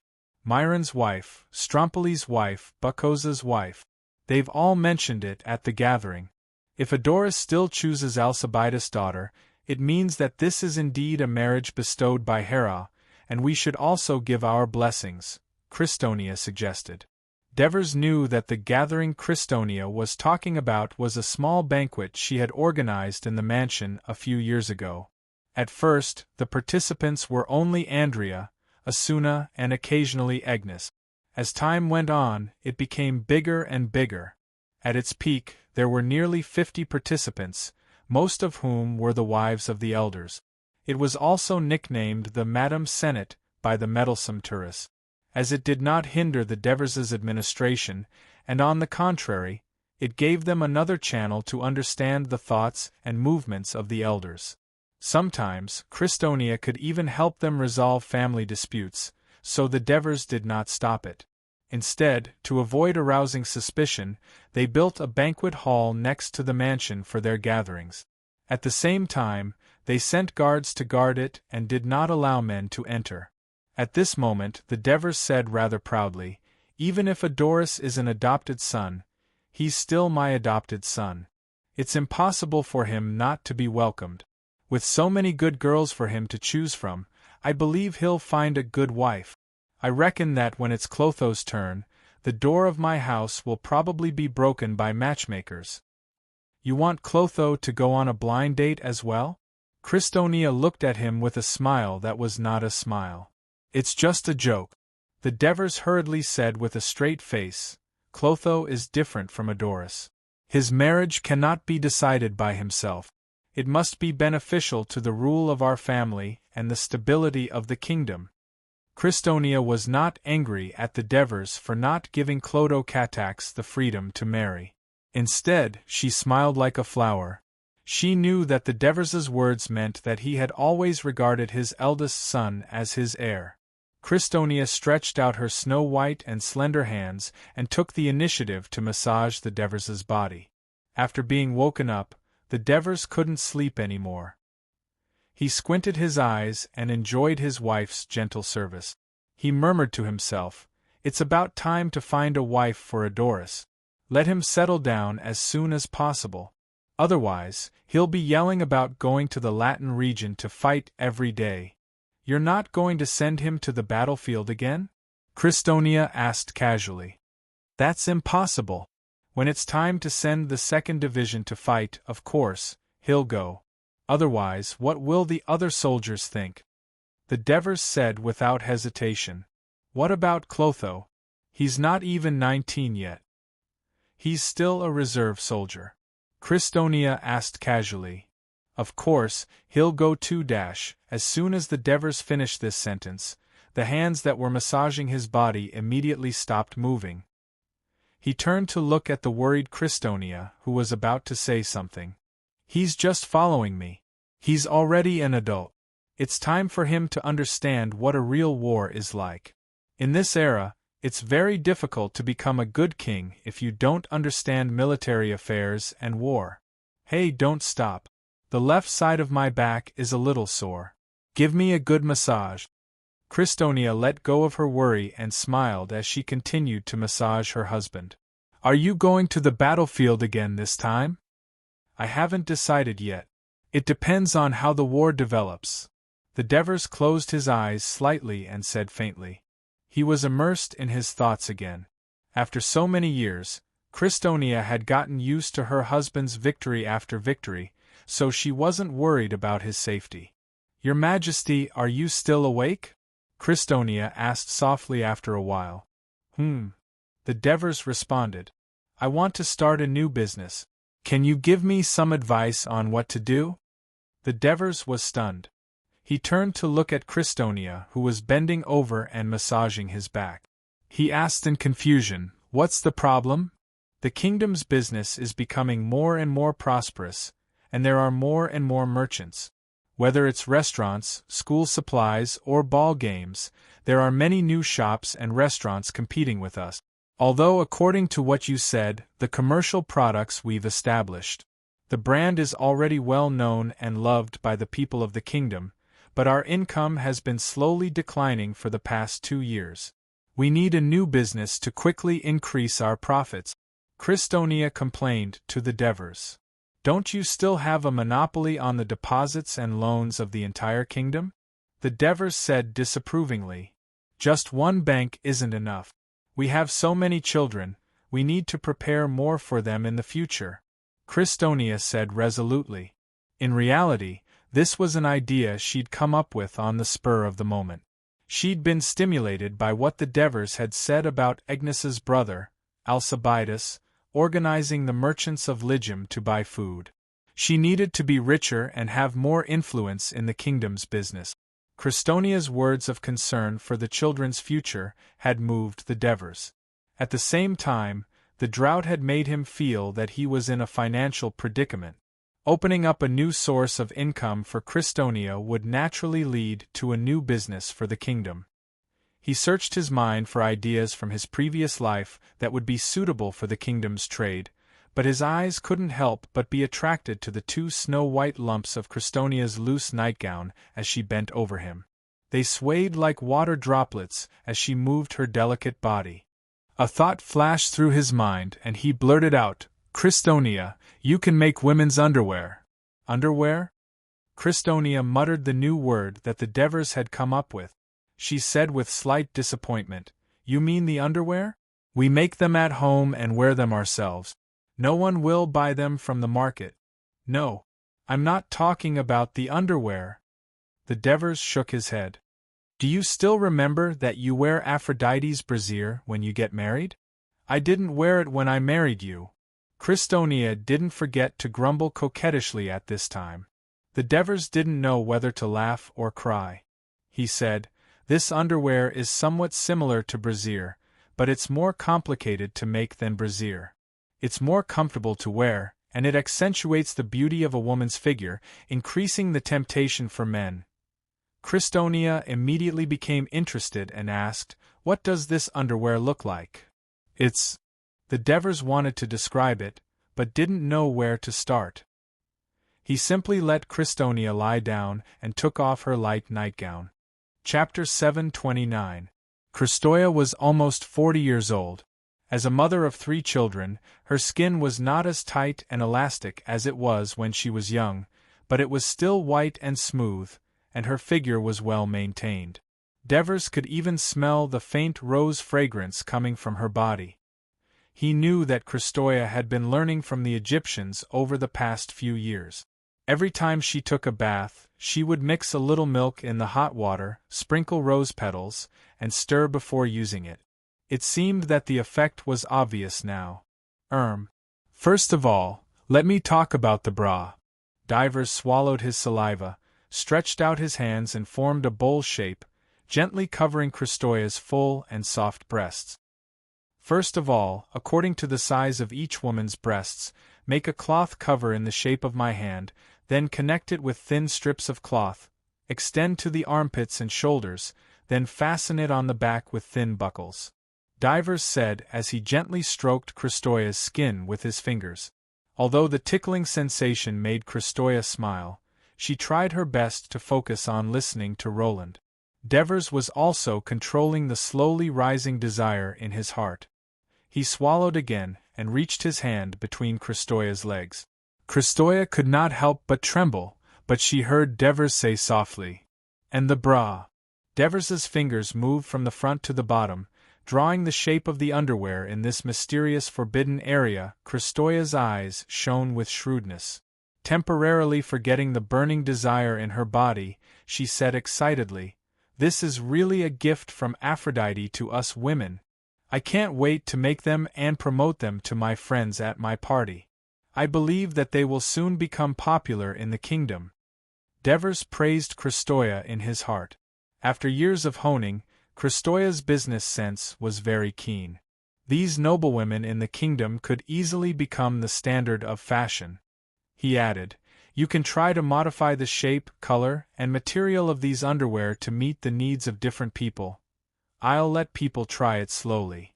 Your Majesty, I want to be the first one to wear it when it's ready." Kristoya's cheeks were flushed. Devers stared at her slim and delicate body and imagined the beautiful scene of her wearing underwear. His heart was filled with lust. Just as he was about to press down on his wife, Kristoya stretched out her jade-like arms and pressed him down on the bed. She whispered into his ear, "Your Majesty, you've given me such a good idea. I'll serve you well tonight."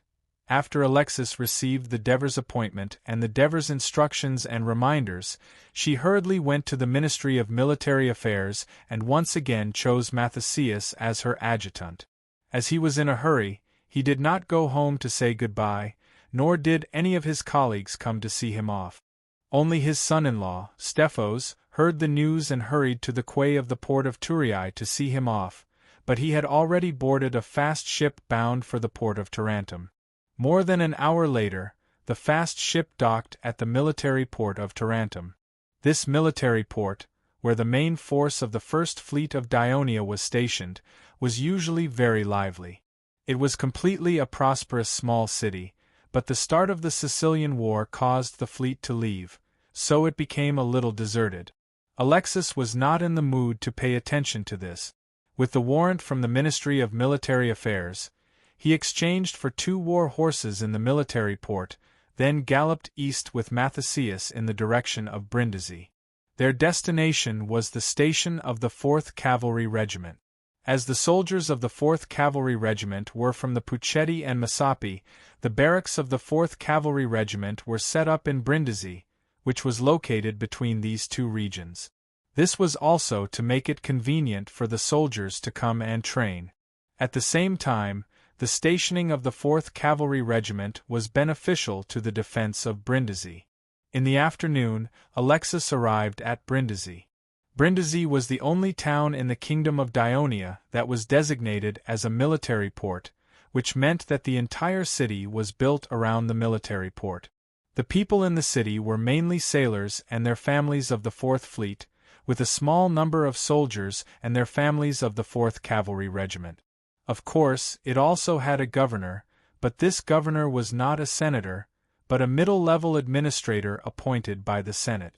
When there were some important or thorny problems in the city, the governor had to discuss with the commander of the 4th Fleet and the commander of the 4th Cavalry Regiment to solve them. The port of Brindisi was an excellent deep-water port, and the area of the port was vast, able to accommodate thousands of ships at the same time. The Devers actually had their own strategic considerations in assigning it to the military, but now that the strategic center of the kingdom was in the north and south, the port of Brindisi did not receive much support from the kingdom, so the 4th Fleet was also the weakest of the 4 major fleets of Dionia. There were only 63 oared warships, and the total number of warships in the Adriatic Sea was only 100. Their main task was to patrol the Adriatic Sea every day, mainly to fight against pirates. But although the military port of Brindisi was small, it had everything. Alexis went straight to the station of the 4th Cavalry Regiment. In the commander's residence, he saw the commander of the 4th Cavalry Regiment, Plegulus, and the commander of the 4th Fleet, Miltias, who had heard the news and rushed over. Before Alexis arrived, the Ministry of Military Affairs had already sent messengers to quickly inform the commanders and fleet commanders in the east of the kingdom of Alexis' appointment. So when the 2 saw Alexis, they were very respectful. "Commander Alexis." The commander of the 4th Fleet, Miltias, and the commander of the 4th Cavalry Regiment, Plegulus, both stood up and saluted him. After Alexis returned the salute, he did not beat around the bush and said directly, "Commander Plegulus, the military situation is urgent. Has your cavalry regiment assembled?" Plegulus' original name was Plegulus, and he was a Masapi. 10 years ago, during the decisive battle between the Devers and the Masapi alliance, he had led the Masapi cavalry to create a lot of trouble for the Dionysian army. After the Masapi region was conquered, and when the 4th Cavalry Regiment was formed, he was the first to lead his people to respond to the conscription. Because of his reputation, the Puchetti and Masapi people enthusiastically signed up. Soon, the cavalry regiment was filled to the brim, and there was still a lot of surplus, so it attracted the attention of the Ministry of Military Affairs and the Devers. As a result, Plegulus, a foreigner who had just joined the Dionysian army and put on the uniform of the Legion of Dionysia, was appointed as the commander of the 4th Cavalry Regiment. A few years later, he took over the position of commander of the 4th Cavalry Regiment. The speed of his promotion was unprecedented in the Dionia army. On one hand, because the 4th Cavalry Regiment was made up of Masapi and Puchetti people, it was more convenient to have a Masapi as the commander. On the other hand, he was also a role model for the Masapi and Puchetti people in the Dionysian army, showing that the Kingdom of Dionia treated all races as equal. The Devers personally announced the appointment to Plegulus, and they treated him with great hospitality in the palace. They had high expectations of him. Plegulus did not disappoint the Devers. Not long after returning to Brindisi, he changed his name to Plegulus, which was similar to a Greek name, to show his loyalty to the kingdom. They have already been assembled, waiting for your order, Plegulus replied confidently. As soon as the Samni people invaded, he received the news. Because in the previous plan of the Ministry of Military Affairs, the 10th Cavalry Regiment and the 4th Cavalry Regiment stationed in the Puchetti region had the task of defending the Downey region, he immediately began to gather the cavalry under his command. Very good, Alexis praised, and then gave an order, Legion Commander Plegulus, immediately gather your cavalry and prepare to head north. Also, send your cavalry guards to deliver this order to the Udir barracks and hand it over to Legion Commander Tegtilos. As she spoke, Alexis handed over the paper order she had written before they set off to Plegulus. The content of this paper order was for Tegetilos to gather the 9th Legion and head north. At the same time, he was to gather his reserve soldiers and station them in the barracks to ensure the safety of the Masapi region. Before Plegulus left the hall, Miltiades asked impatiently, Commander, what is the mission of the 4th Fleet? 2 years ago, when Alexis led the army to attack Downey, he had close cooperation with the 4th Fleet. He had a good relationship with Miltiades, so he smiled and said, The war has just begun, you don't have to be so anxious. How can I not be anxious? The 1st and 2nd Fleets are fighting with Carthage's people in the south, and the 3rd Fleet is assisting the 1st Legion in the north. We, Legio IV, cannot be idle and be a spectator. Miltiades said anxiously. This time, it's impossible for the 4th Fleet to be a spectator. Alexis said with a smile and handed him an order from the Ministry of Military Affairs. Miltiades took a look and was surprised. The Ministry of Military Affairs wants us, the 4th Fleet, to patrol the entire coastline from Masapi to Forentani, intercept any suspicious ships, and if necessary, sink them. I originally thought that the 4th Fleet would only be responsible for transporting supplies and troops, and protecting the coast of the Downey region. I didn't expect that the Ministry of Military Affairs would let the 4th Fleet control such a long coastline. Isn't this what you hoped for?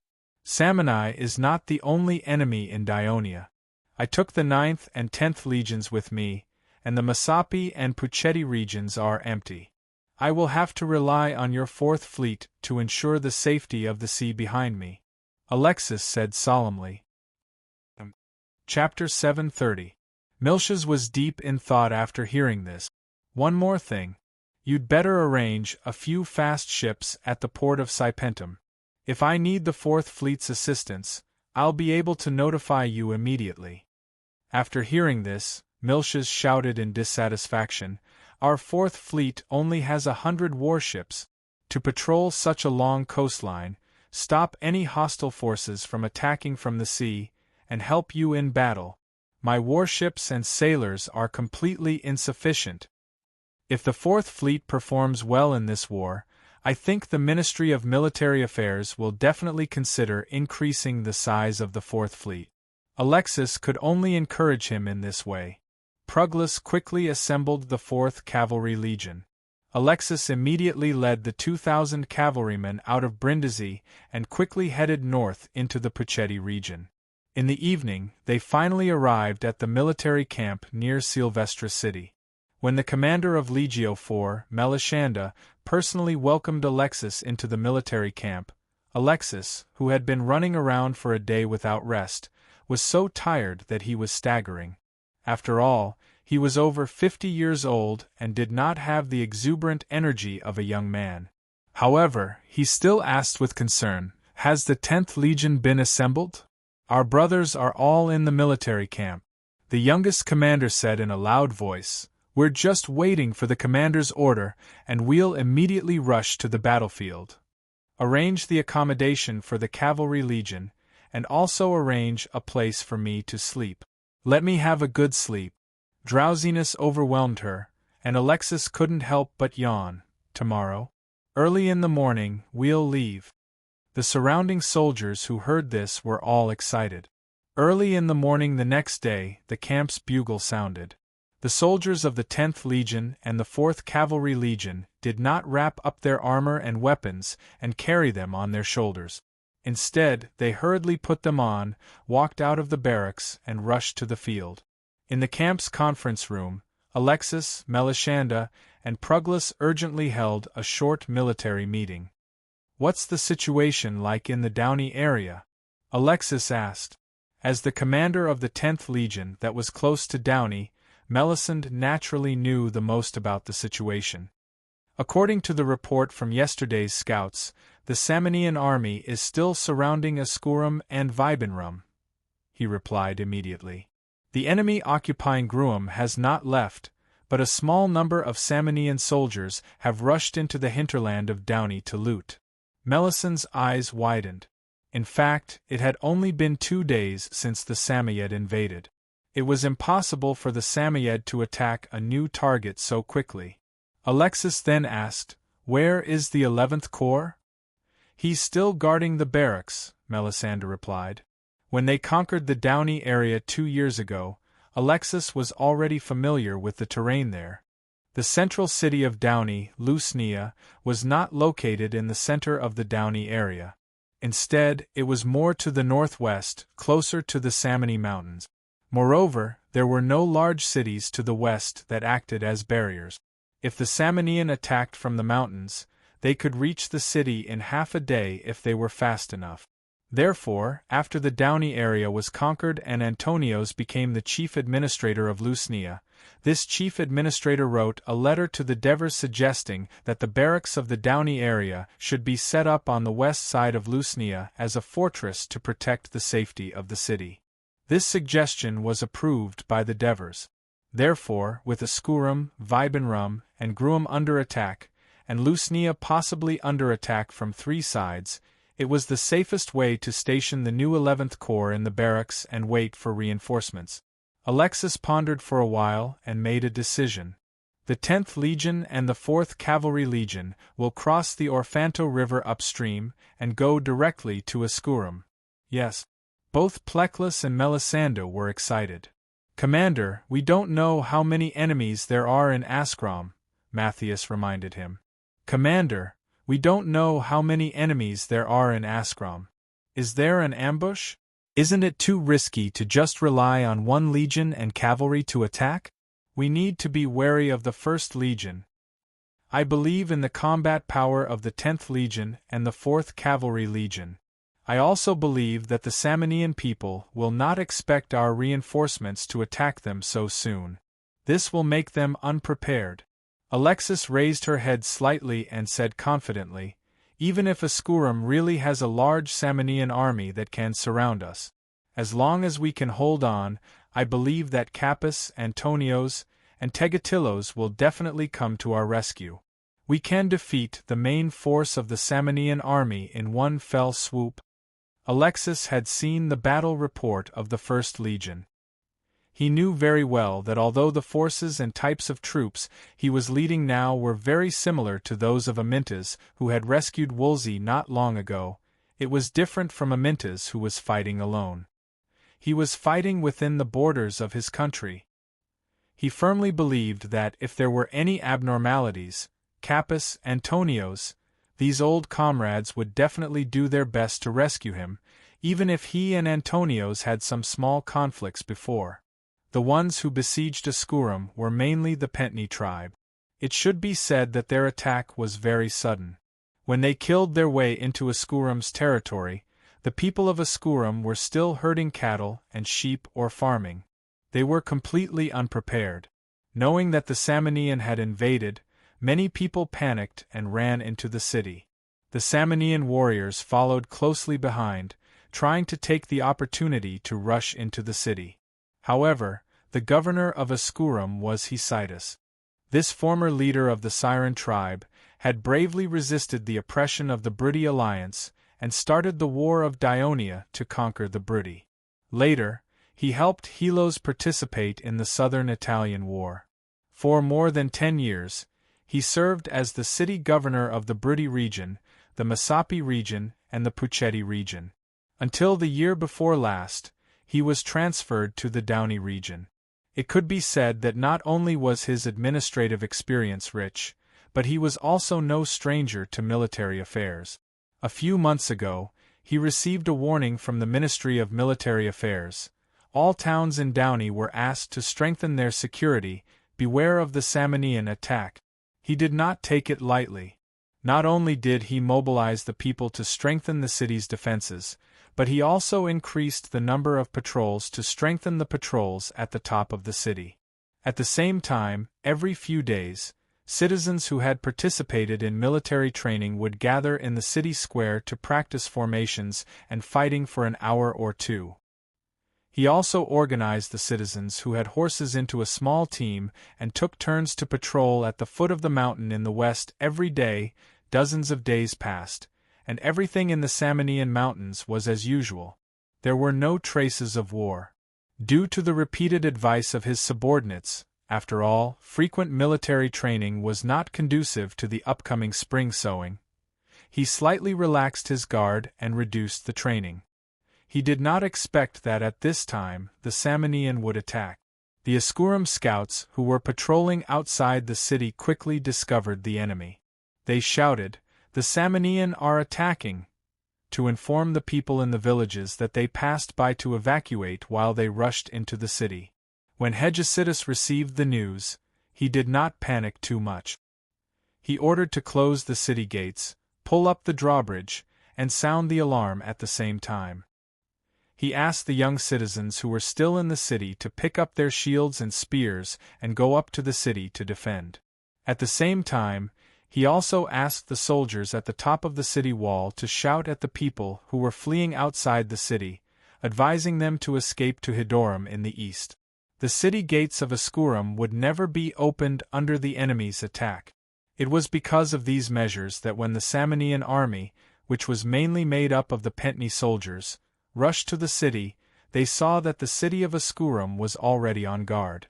Although there were not many citizens in the city who could fight due to the Samnians' sudden attack, Ascurum was still a large city in the Downey region with an 8-meter-high city wall. The Samnian came rushing, but they did not bring any siege equipment. Bardani could only let tens of thousands of soldiers line up under the city wall and roar in unison, trying to intimidate the Ascurum people into opening the city and surrendering. How could Hegesippus be intimidated by such a formation? Bardani had no choice but to set up camp outside the city. In the next day or so, Bardani ordered the soldiers to cut down trees and make a large number of scaling ladders and black logs. He launched an attack on the city of Ascurum, trying to use the advantage of numbers to take down this important city in the southwest of the Downey region. He wanted to restore the prestige of the Pentni tribe and his great leader. Therefore, at the beginning, Bardani ordered the troops to launch a fierce attack. The Samnian soldiers carried scaling ladders and black logs, braving the danger of being hit by javelins and arrows, and attacked the city from the north, west, and south. As the chief executive, Hegesidus personally went to the city wall and led the citizens to fight bravely.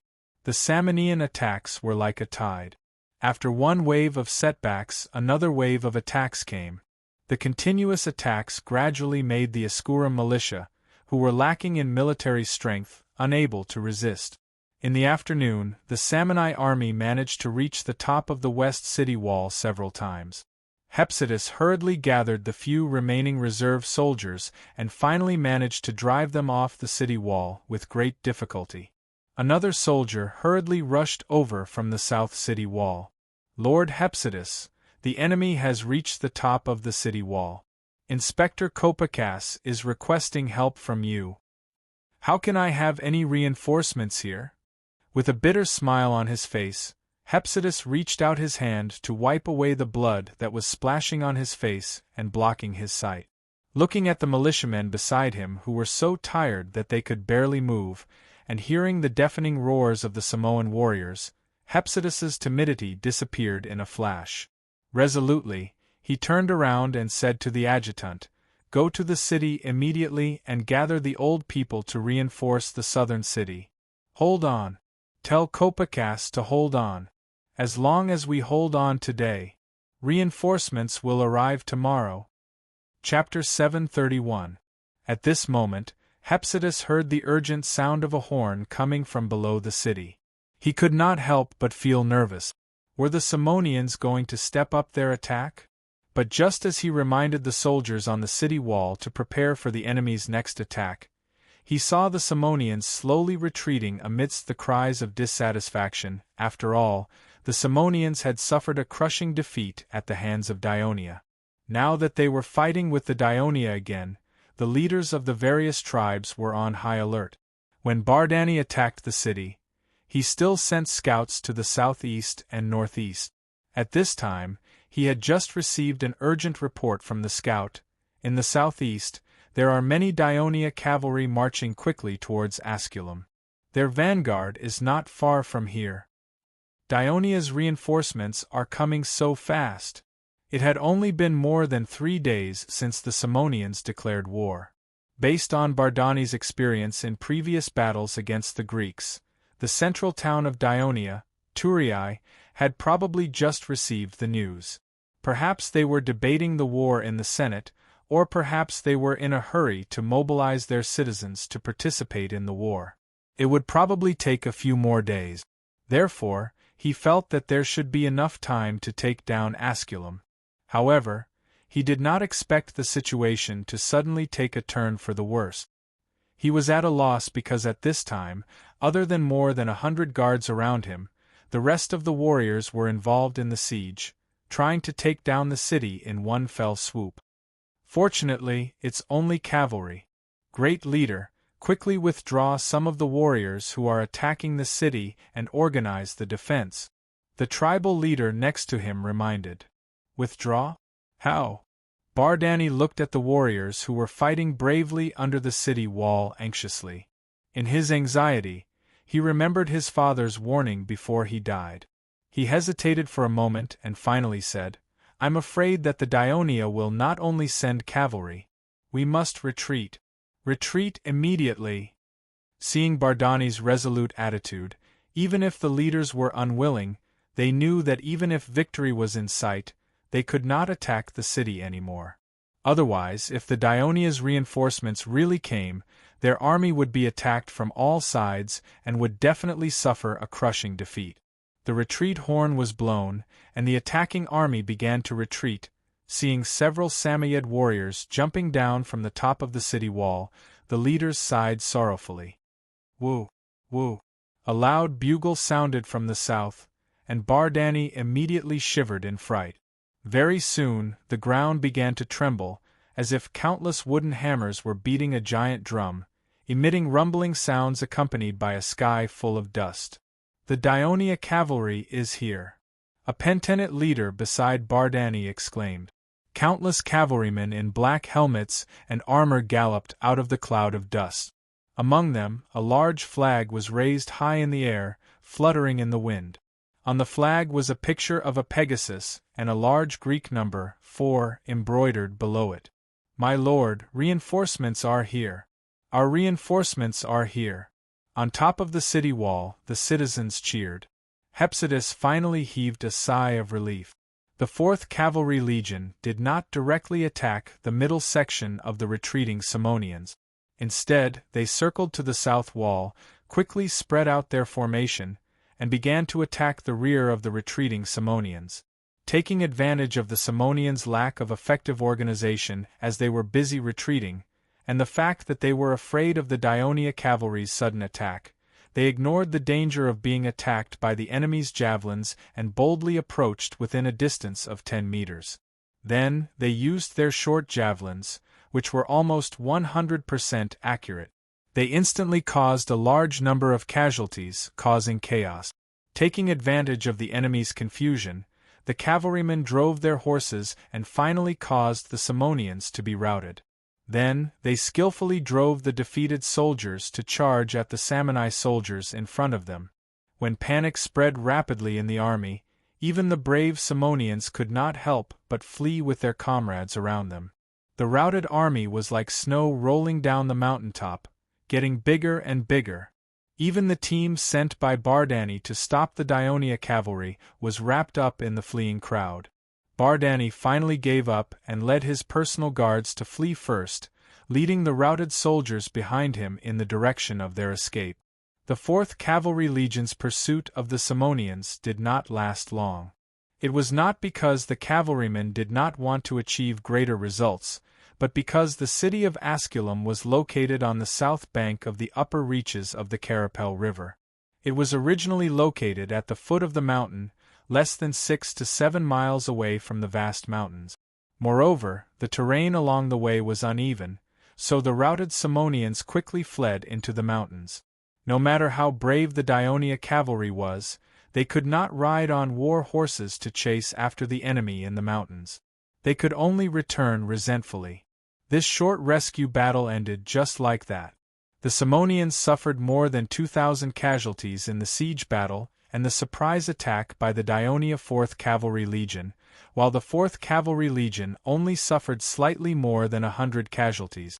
The Eastern Theater of Operations of Daionia obtained their first victory in the rescue of the Dauni region.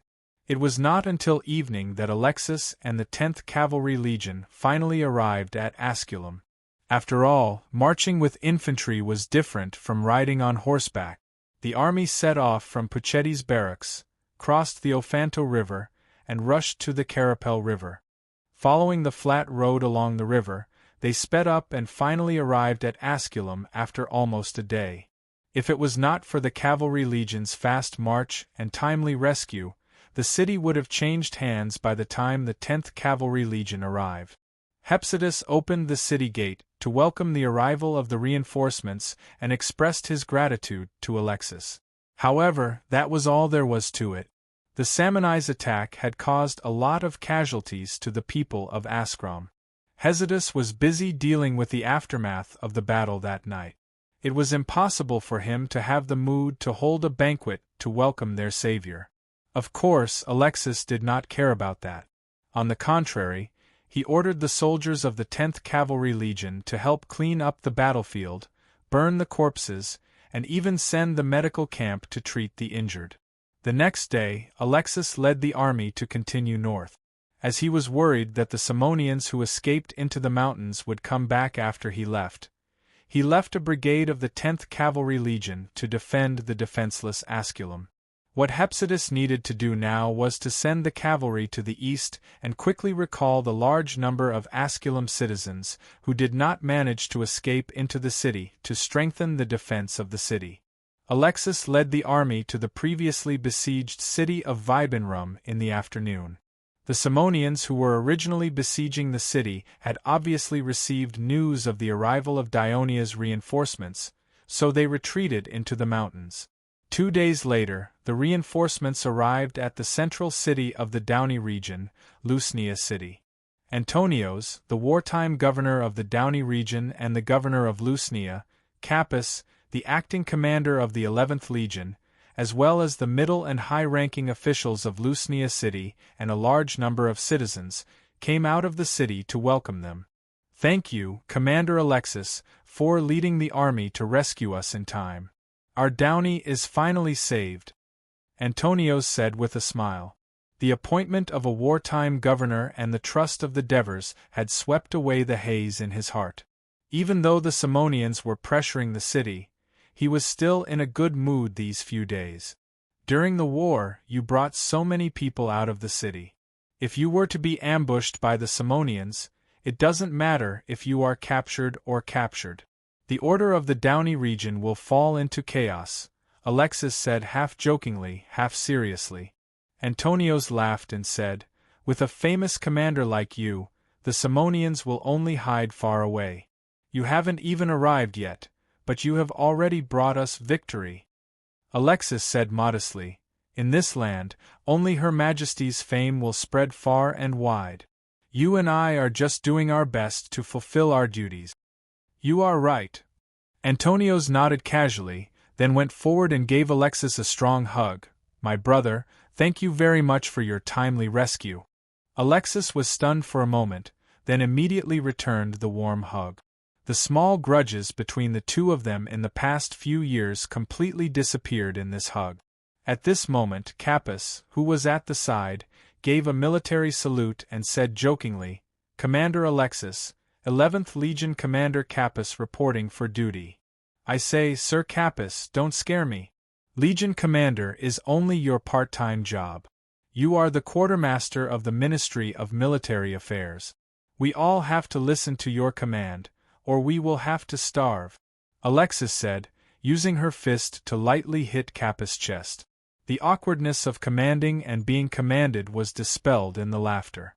Looking at the three influential figures of the Kingdom of Dionia chatting and laughing without restraint, Pleclus couldn't help but feel happy and envious. Seeing this, Melisande explained, "Antonios, Alexis, and Capys fought side by side in the mercenary army when they were young. They even helped His Majesty successfully retreat from Persia. They have been friends for decades." Pleclus looked at him and asked in stiff Greek, "I heard that your father was also their comrade?" "It's my adoptive father," Melisande corrected him solemnly. He didn't want others to think that he relied on his father to get to where he was today. At this moment, Alexis pointed at the two of them. "This is the 4th Cavalry Legion Commander, Pleclus. I don't need you to introduce me, Pleclus. I am very familiar with him. I was the one who drafted his appointment as the Cavalry Legion Commander," Antonios said with a smile. After all, he was once the Minister of Military Affairs. Then, he praised loudly, "However, Led's always praised you, Pleclus. He always said that there is a powerful figure in the cavalry, and I didn't really believe it. But now, it seems that he didn't lie. You led the 4th Cavalry Legion and won the Battle of Asculum by yourself. You defeated tens of thousands of Samni soldiers. Amazing! Amazing!" Chapter 732. After hearing Antonio's words, Plegulus stepped forward and saluted. He replied loudly, "When the 4th Cavalry Division arrived at Asculum, the Samni were attacking the city with all their might. Therefore, it was relatively easy to defeat them. This is all thanks to Commander Alexis. He decisively ordered us to march towards Asculum. That's why we had such an opportunity. Look, this is one of your good subordinate." Antonius turned around and smiled at Alexis. Capys also saluted Plegulus. As an important member of the Ministry of Military Affairs, he of course knew Plegulus. Plegulus hurriedly returned the salute. "I don't think I need to introduce this one," Alexis said, pointing at Melisande. "Melisande, I don't even want to see you." Antonios put on a pained expression and said something shocking. He then changed the topic. "As soon as I saw you, I realized that the kingdom is now the world of the young. The kingdom now belongs to the young, and we are all old." Uncle Antonio's, you can't be old. Auntie Doris still needs you to raise him. Melisande immediately replied. Antonio's stared at him. I'm just old. I'm not dead. Everyone laughed. The shadow of war created by the Samni seemed to have been dispersed by their laughter. The soldiers of the 10th Cavalry Division and the 4th Cavalry Division went directly to the Dani barrack. Alexis, Antonios, Capus, Plagueulus, and Melisande went directly to the Lusnia City Hall for a military meeting. After everyone sat down, Alexis asked directly, "Now, what's the situation of the 11th Cavalry Division?" Capus didn't mind and replied seriously, because the Samni's invasion was very sudden. The barracks were undergoing rotation training at that time. There were only about 2,000 soldiers. These days, more and more soldiers have come to report. There are already more than 6,000 soldiers.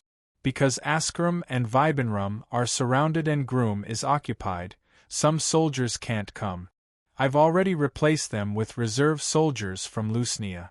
Now, the 11th Cavalry Division has 6 heavy infantry battalions, 1 light infantry battalion, and 1 light armor battalion. There are a total of 8,000 soldiers. As for whether we should recruit more reserve soldiers from the Downey area, it's up to you, the commander, to decide. Alexis nodded to show that he understood. He then asked, "How many Samni soldiers are invading right now?" Previously, the scouts made a rough survey of the 3 Samnite armies besieging Askram, Weibenrum, and Geluum. Each of them has more than 10,000 men. Including some scattered tribal warriors, I estimate that they have more than 30,000 men. But so far, we haven't found any of Cottini's warriors. Antonius said. It seems that Legio III's victory in Campania has caused the Caudini tribe to suffer heavy losses. Alexis said with a gratified expression. Then, he asked with concern, "How's the situation in Geluum?" According to the report of the scouts, the Samni people there have already retreated to the mountains yesterday, but the people in the city have been captured by them. Antonius said angrily and painfully. These towns were now under his jurisdiction, and he had the responsibility to protect the lives of Downey's citizens. Retreated. Alexis was a little surprised, and he fell into deep thought at this moment. Antonios said with a solemn expression, "Yesterday, when the Samni people were retreating, they even sent a messenger, requesting to exchange the thousands of Downey captives they had captured for all the Cautini people that they had captured. The Samni people are dreaming. We can't agree to their arrogant request. Let those Caudini people go back, command to strengthen the Samni army, and continue to plunder and kill our people." Melisande interrupted angrily.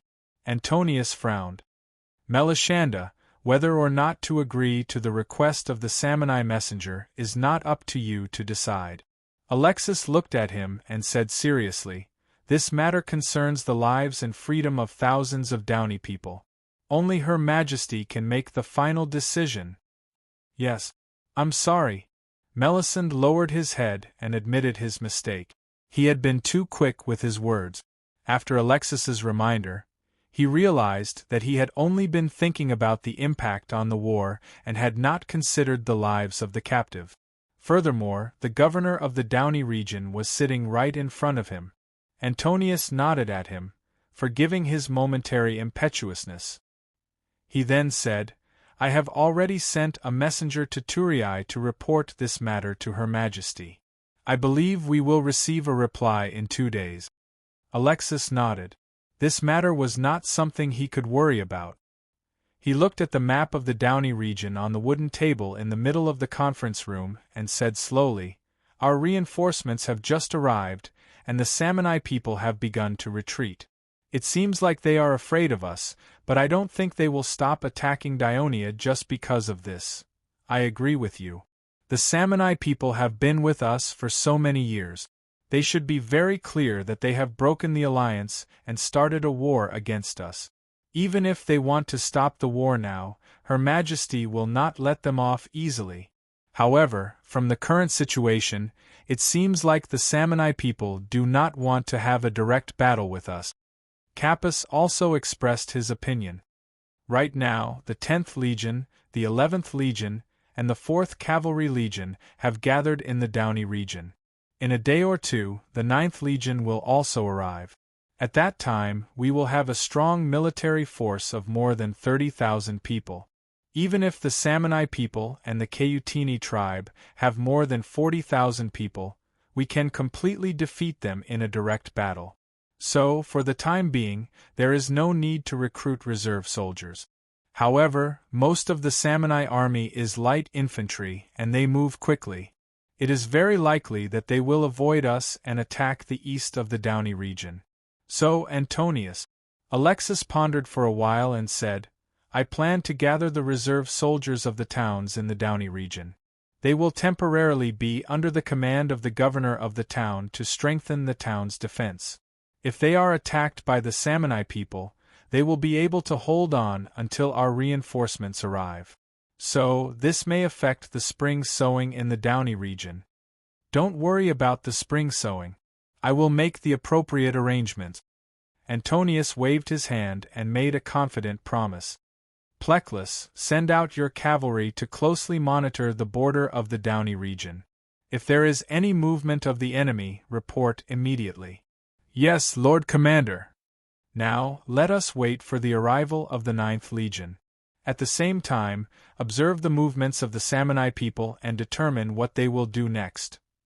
Just as Alexis finished speaking, Melisande continued, Lord Commander, I think that the reserve soldiers of the towns in Pucheti should also gather and strengthen the defense of the towns, because the Samanai people are very likely to be worried that they will be surrounded by our heavy troops in the Downey region, so they will turn to attack the Pucheti region, which has no military strength. Melisande actually had his own selfish reasons for saying this. Because his 10th Legion's camp was in Pucheti, most of his soldiers also came from there. Of course, he did not want Pucheti to be attacked and affect the morale of his soldiers. Melishande's words woke Alexis up. Just as he was about to reply, he heard this young commander who had been stationed in the Pucheti region for many years and was very familiar with the terrain there continue to say, especially the territory of Verosa, which needs to be heavily defended, because it is adjacent to the Samanai Mountains. In the past, it has a history of being attacked by the Samanai people. Alexis quickly moved closer to the map, her eyes fixed on the northwest corner of the Pucheti region, the area that broke into the mountains. 2 days later, the 9th Legion led by Tagetalos arrived at the city of Lusnia and met with the main force. At the same time, the foreign minister Ansitanos also arrived. He brought the decree of the king of Devers and quickly held a meeting with the Samanai emissary in Lusnia. Ansitanos said to the Samanai emissary solemnly, His Majesty the Devers is very concerned about the captured people of Downey. He once said, The life of every person of Dionia is incomparably precious, and cannot be compared to the people of other Mediterranean city-states and countries.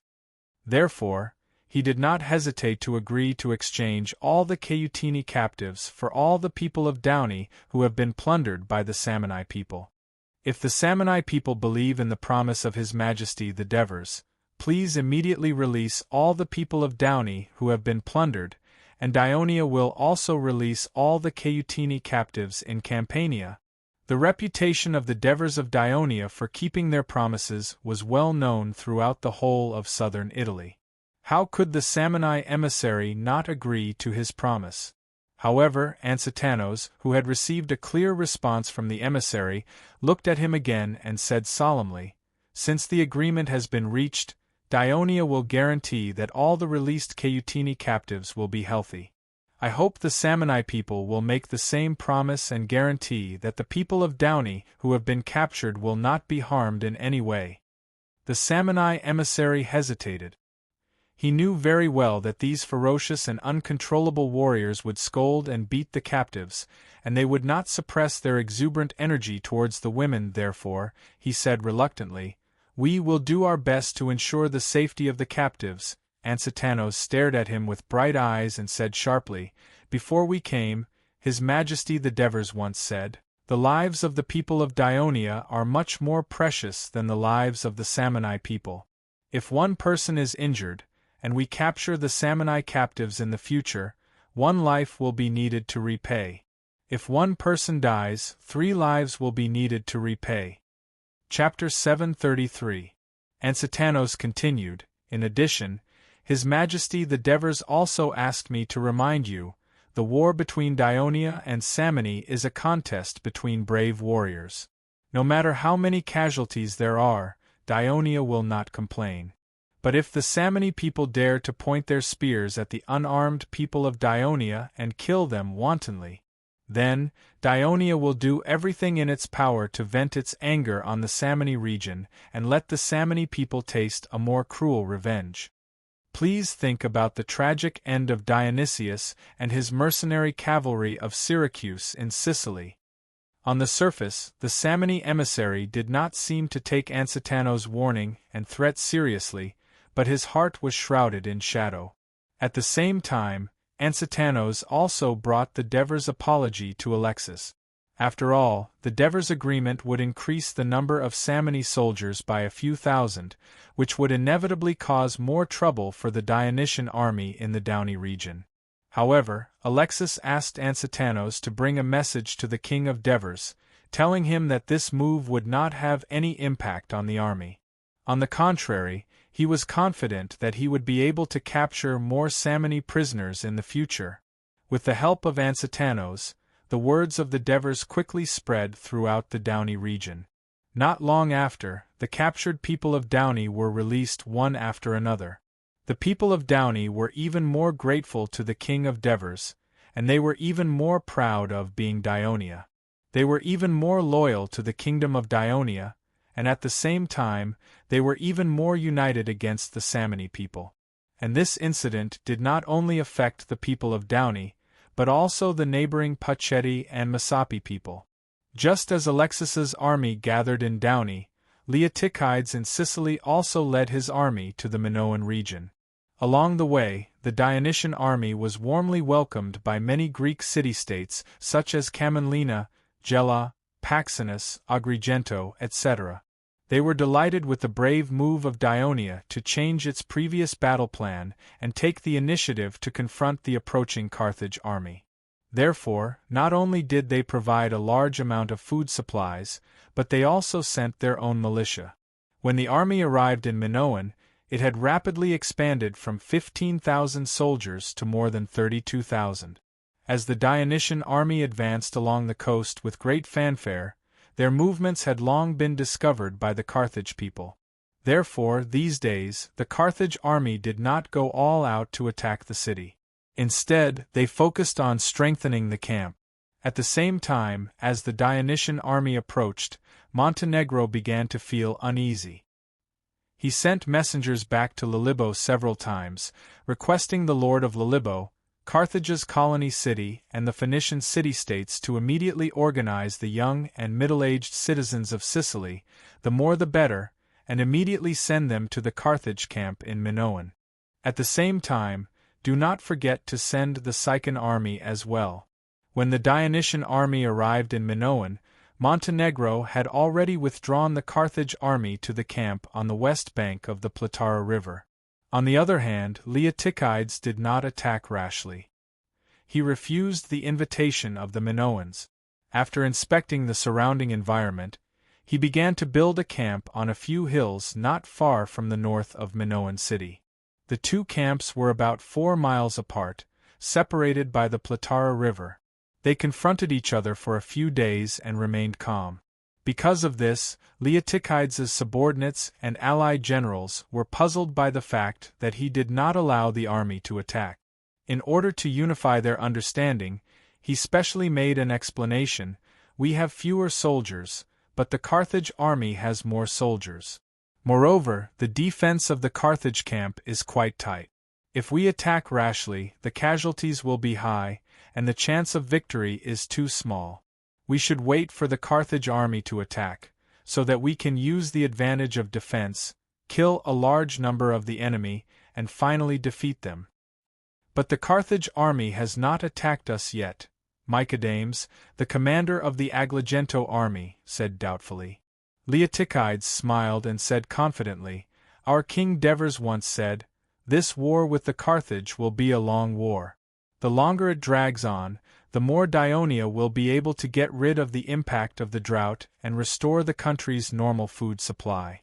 At that time, we will be able to send more troops to Sicily to fight the decisive battle with the Carthage. So we don't have to be anxious. Let the ignorant Carthage continue to consume the time that is beneficial to them." There was another point that Leotychides did not mention. Most of the food supply for his tens of thousands of soldiers was provided by the Greek city-states on the south coast, which greatly reduced the pressure on the food supply of Dionia's Sicily territory. Of course, he had a reason to leisurely defend in Minoa. But the Carthage army may continue to increase their forces, and in the end launch a fierce attack on us. Poliard, the Minoan general who came to attend the military meeting, said worriedly. "That's why I asked you to strictly and carefully arrange the defense facilities according to the standards of Dionia when you build your camp, so that you can resist the attack of the Carthage army." Leotychides said with a serious expression, "Moreover, the Carthage army has concentrated in Minoa, so the defense at their rear must be relatively weak, which will be advantageous for the Dionysian fleet to attack and harass them. And the more enemies there are, the greater their demand for food, so the transportation of food will be more frequent. This will be advantageous for the Sicyer army to attack their supply team and cut off their supply lines. Once such a large army runs out of food, they will collapse without us even having to attack." Leotychides' explanation temporarily dispelled the worries of the allied generals. In the main tent of Carthage's camp, Mont, who had also not participated in the battle, explained to Melifio, "The reason I'm not participating in the battle is because, according to the intelligence, the Dionia army has more than 30,000 soldiers, and most of them are heavy infantry. We only have 10,000 more soldiers than them, and half of them are lowly Namibians. You've seen their performance in the siege. I don't think they can withstand the attack of the Greek heavy infantry, even if they have the advantage in numbers. So we need more soldiers, the truly brave and noble Carthage soldiers or Phoenician soldiers. But you still have 10,000 paladins under your command. We are more than enough to repel the Greek heavy infantry. There's nothing to be afraid of." Melifio said proudly. "You're right." Mont went along with Melifio's tone and said, "The paladin's ability and courage are unquestionable. I have full confidence that you can repel the Dionia, but putting the heavy responsibility of the attack on your shoulders will only increase your casualties. The infantrymen of the Holy Knights are the cream of the Carthaginian citizens. Because we are not only focusing on this battle, we are also going to occupy the Sicilian islands and even go on an expedition to Greece. Therefore, I must protect the best troops of the Carthaginians and make good use of them. That's why I'm urging Samiri to organize more Carthage and Phoenician soldiers to strengthen our forces so that we can defeat the Dionia." Melifio was immediately convinced. He hesitated for a moment and said, "Maybe we can call back Hasdrubal's army." Hearing this, Mont shook his head like a rattle. No. Melifio, don't you understand? It was Hasdrubal who refused to listen to orders and insisted on acting independently. Now, if we ask him to come back, wouldn't that make him think that we can't do anything without the Iberian army? Wouldn't that make him even more arrogant? When the time comes, it won't be us commanding him, but him commanding us. Before I set off, Lord Hanno had repeatedly warned me that the commander-in-chief of the Carthaginian army could only belong to Hanno and not Maganid. Moreover, the glory of obtaining victory in this war could only be shared by us and had nothing to do with Iberia. In fact, Melifio regretted his words as soon as they left his mouth. How could he not know what Mont said? At this moment, he could only remain silent. Mont continued, "What we urgently need now is not Hasdrubal's army, but our Carthage navy. I don't know what happened to our fleet. Why are we only seeing Dionia's warships on the sea these days? Where is our navy? Melifio, I suggest you write a letter immediately and urge Lord Hanno. We need a strong Carthage navy to protect our empty rear, or even defeat the enemy's fleet and harass their rear. Let Dionia be attacked from both sides. Melifio obviously realized the importance of this problem and agreed without hesitation. Both the Dionia and Carthage armies were trying to delay the battle as much as possible in order to make adequate preparations. However, the two huge camps stretched for 7 to 8 miles from north to south, and only 3 to 4 miles from east to west. Standing on the highest hill where the Dionia camp was located, one could even see the central tent of Carthage's camp. With so many soldiers gathered at such a close distance, with the characteristics of the city-state army, the generals could not completely control these citizen soldiers. Often, a small conflict or friction would lead the battle in an unexpected direction. It was already February 14th of the Kingdom of Dionia, 379 BC. Although it was still spring, the weather in some seaside towns on the Mediterranean Sea had begun to heat up. Especially on this day, the temperature in Minoa suddenly rose by several degrees. By noon, the ground was scorching from the scorching sun. Whether it was the soldiers of Dionia or the soldiers of Carthage, many of them could not bear the discomfort and thirst brought about by the high temperature. They ran out of the camp and went to the Pulatara River, not far from the camp, to get water or even bathe. The Pulatara River was not a large river. Except for the part near the sea, which was more than 30 meters wide, the average width of the river was less than 20 meters, and some parts were even only 10 meters wide. Moreover, the lower part of the river flowed on flat land. The water was gentle, and the depth of the water did not exceed the knees. Therefore, the soldiers on both sides of the river were less than 10 meters apart. They could even hear each other's faces and words clearly. Of course, they did not necessarily understand. Chapter 734. At first, both sides were at peace with each other, enjoying the coolness and comfort brought by the river. However, on the upper part of the lower reaches of the Pletala River, the river was relatively narrow, with the widest being no more than 10 meters. Agrigento's soldiers were drawing water from the east bank. Their camp was nearby, while Carthage's paladins were on the other side. Because the upper end of the Pletala River was close to the mountains, the Cycles often harassed the Carthage camp from the north. The Namibian troops originally stationed in the north were attacked once, causing chaos.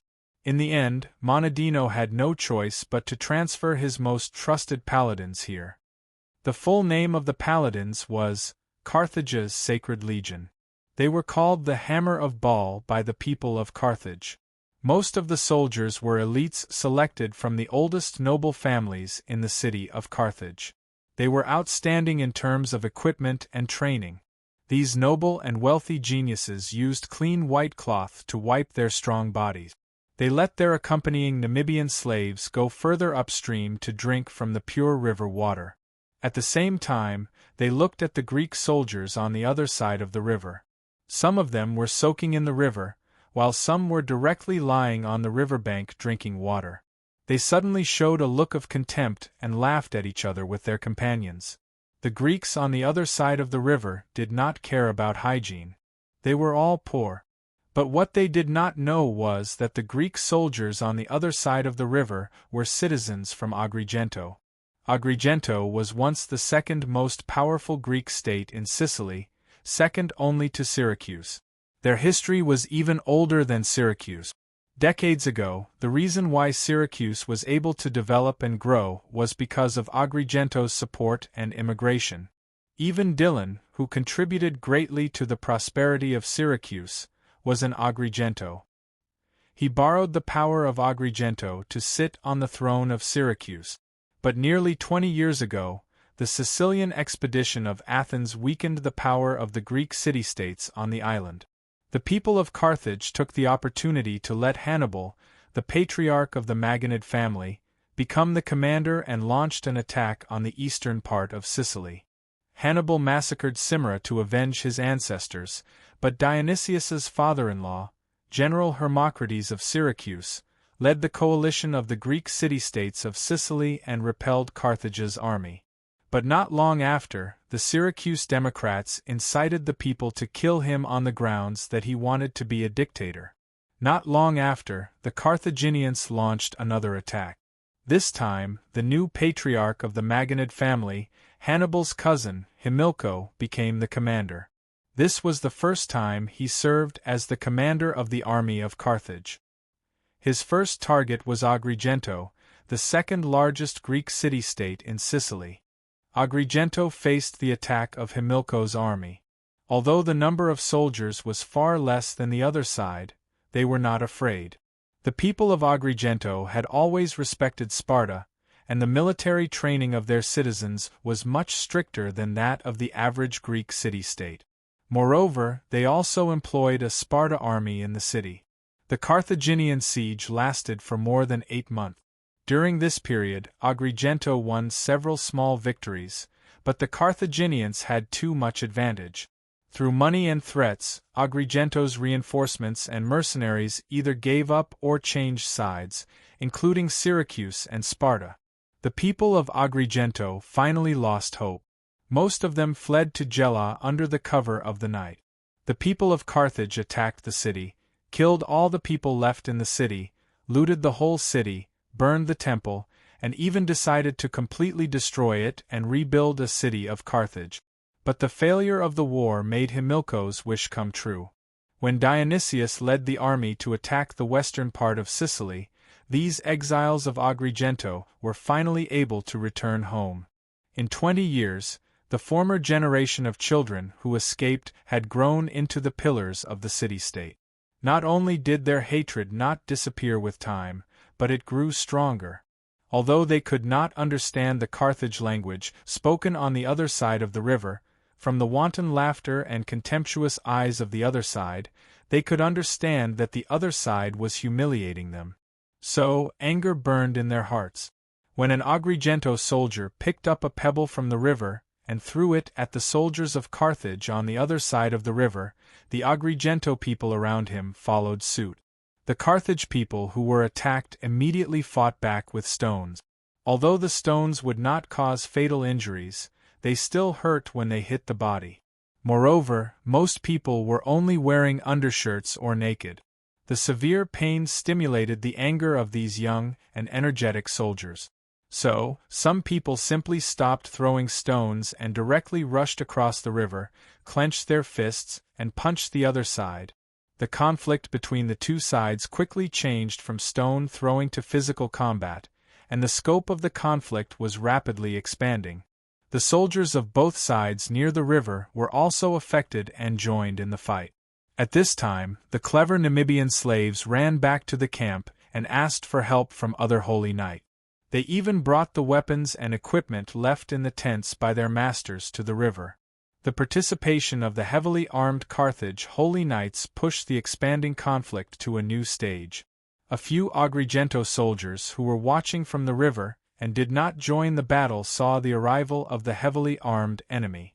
Although their chests were burning with anger, they were unarmed and would not be stupid enough to fight against the heavily armed Carthage people.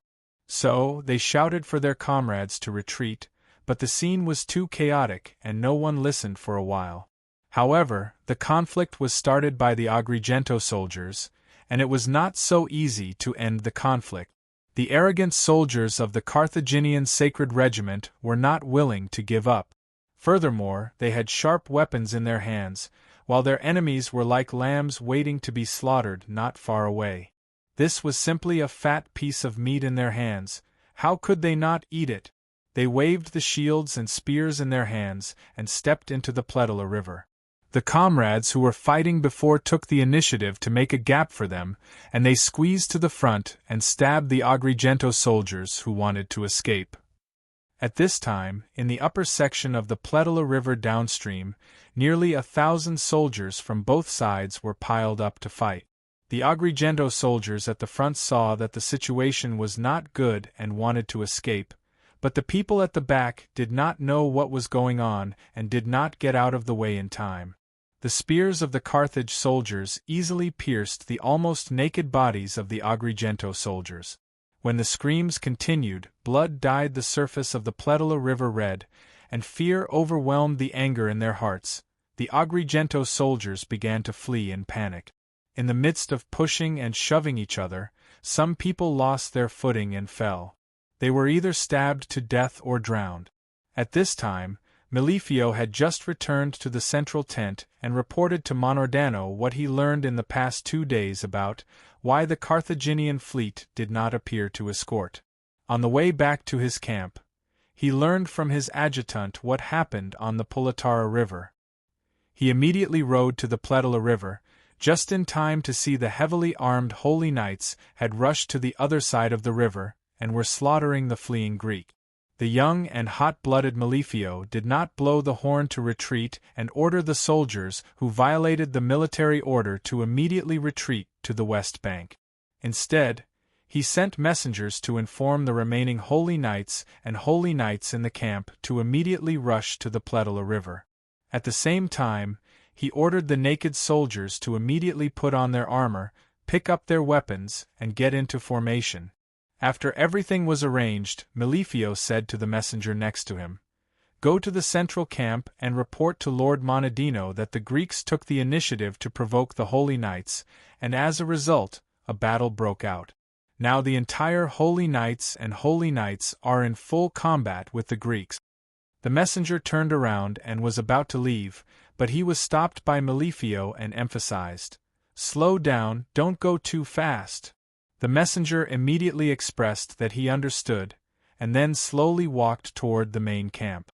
The reason why the young and hot-blooded Melifio lied about the military situation was because he was dissatisfied with Monadino's conservative cowardice. At such a young age, he was able to become the commander of the most elite holy knights in Carthage, and he did not want others to think that it was his father-in-law Hanno's credit.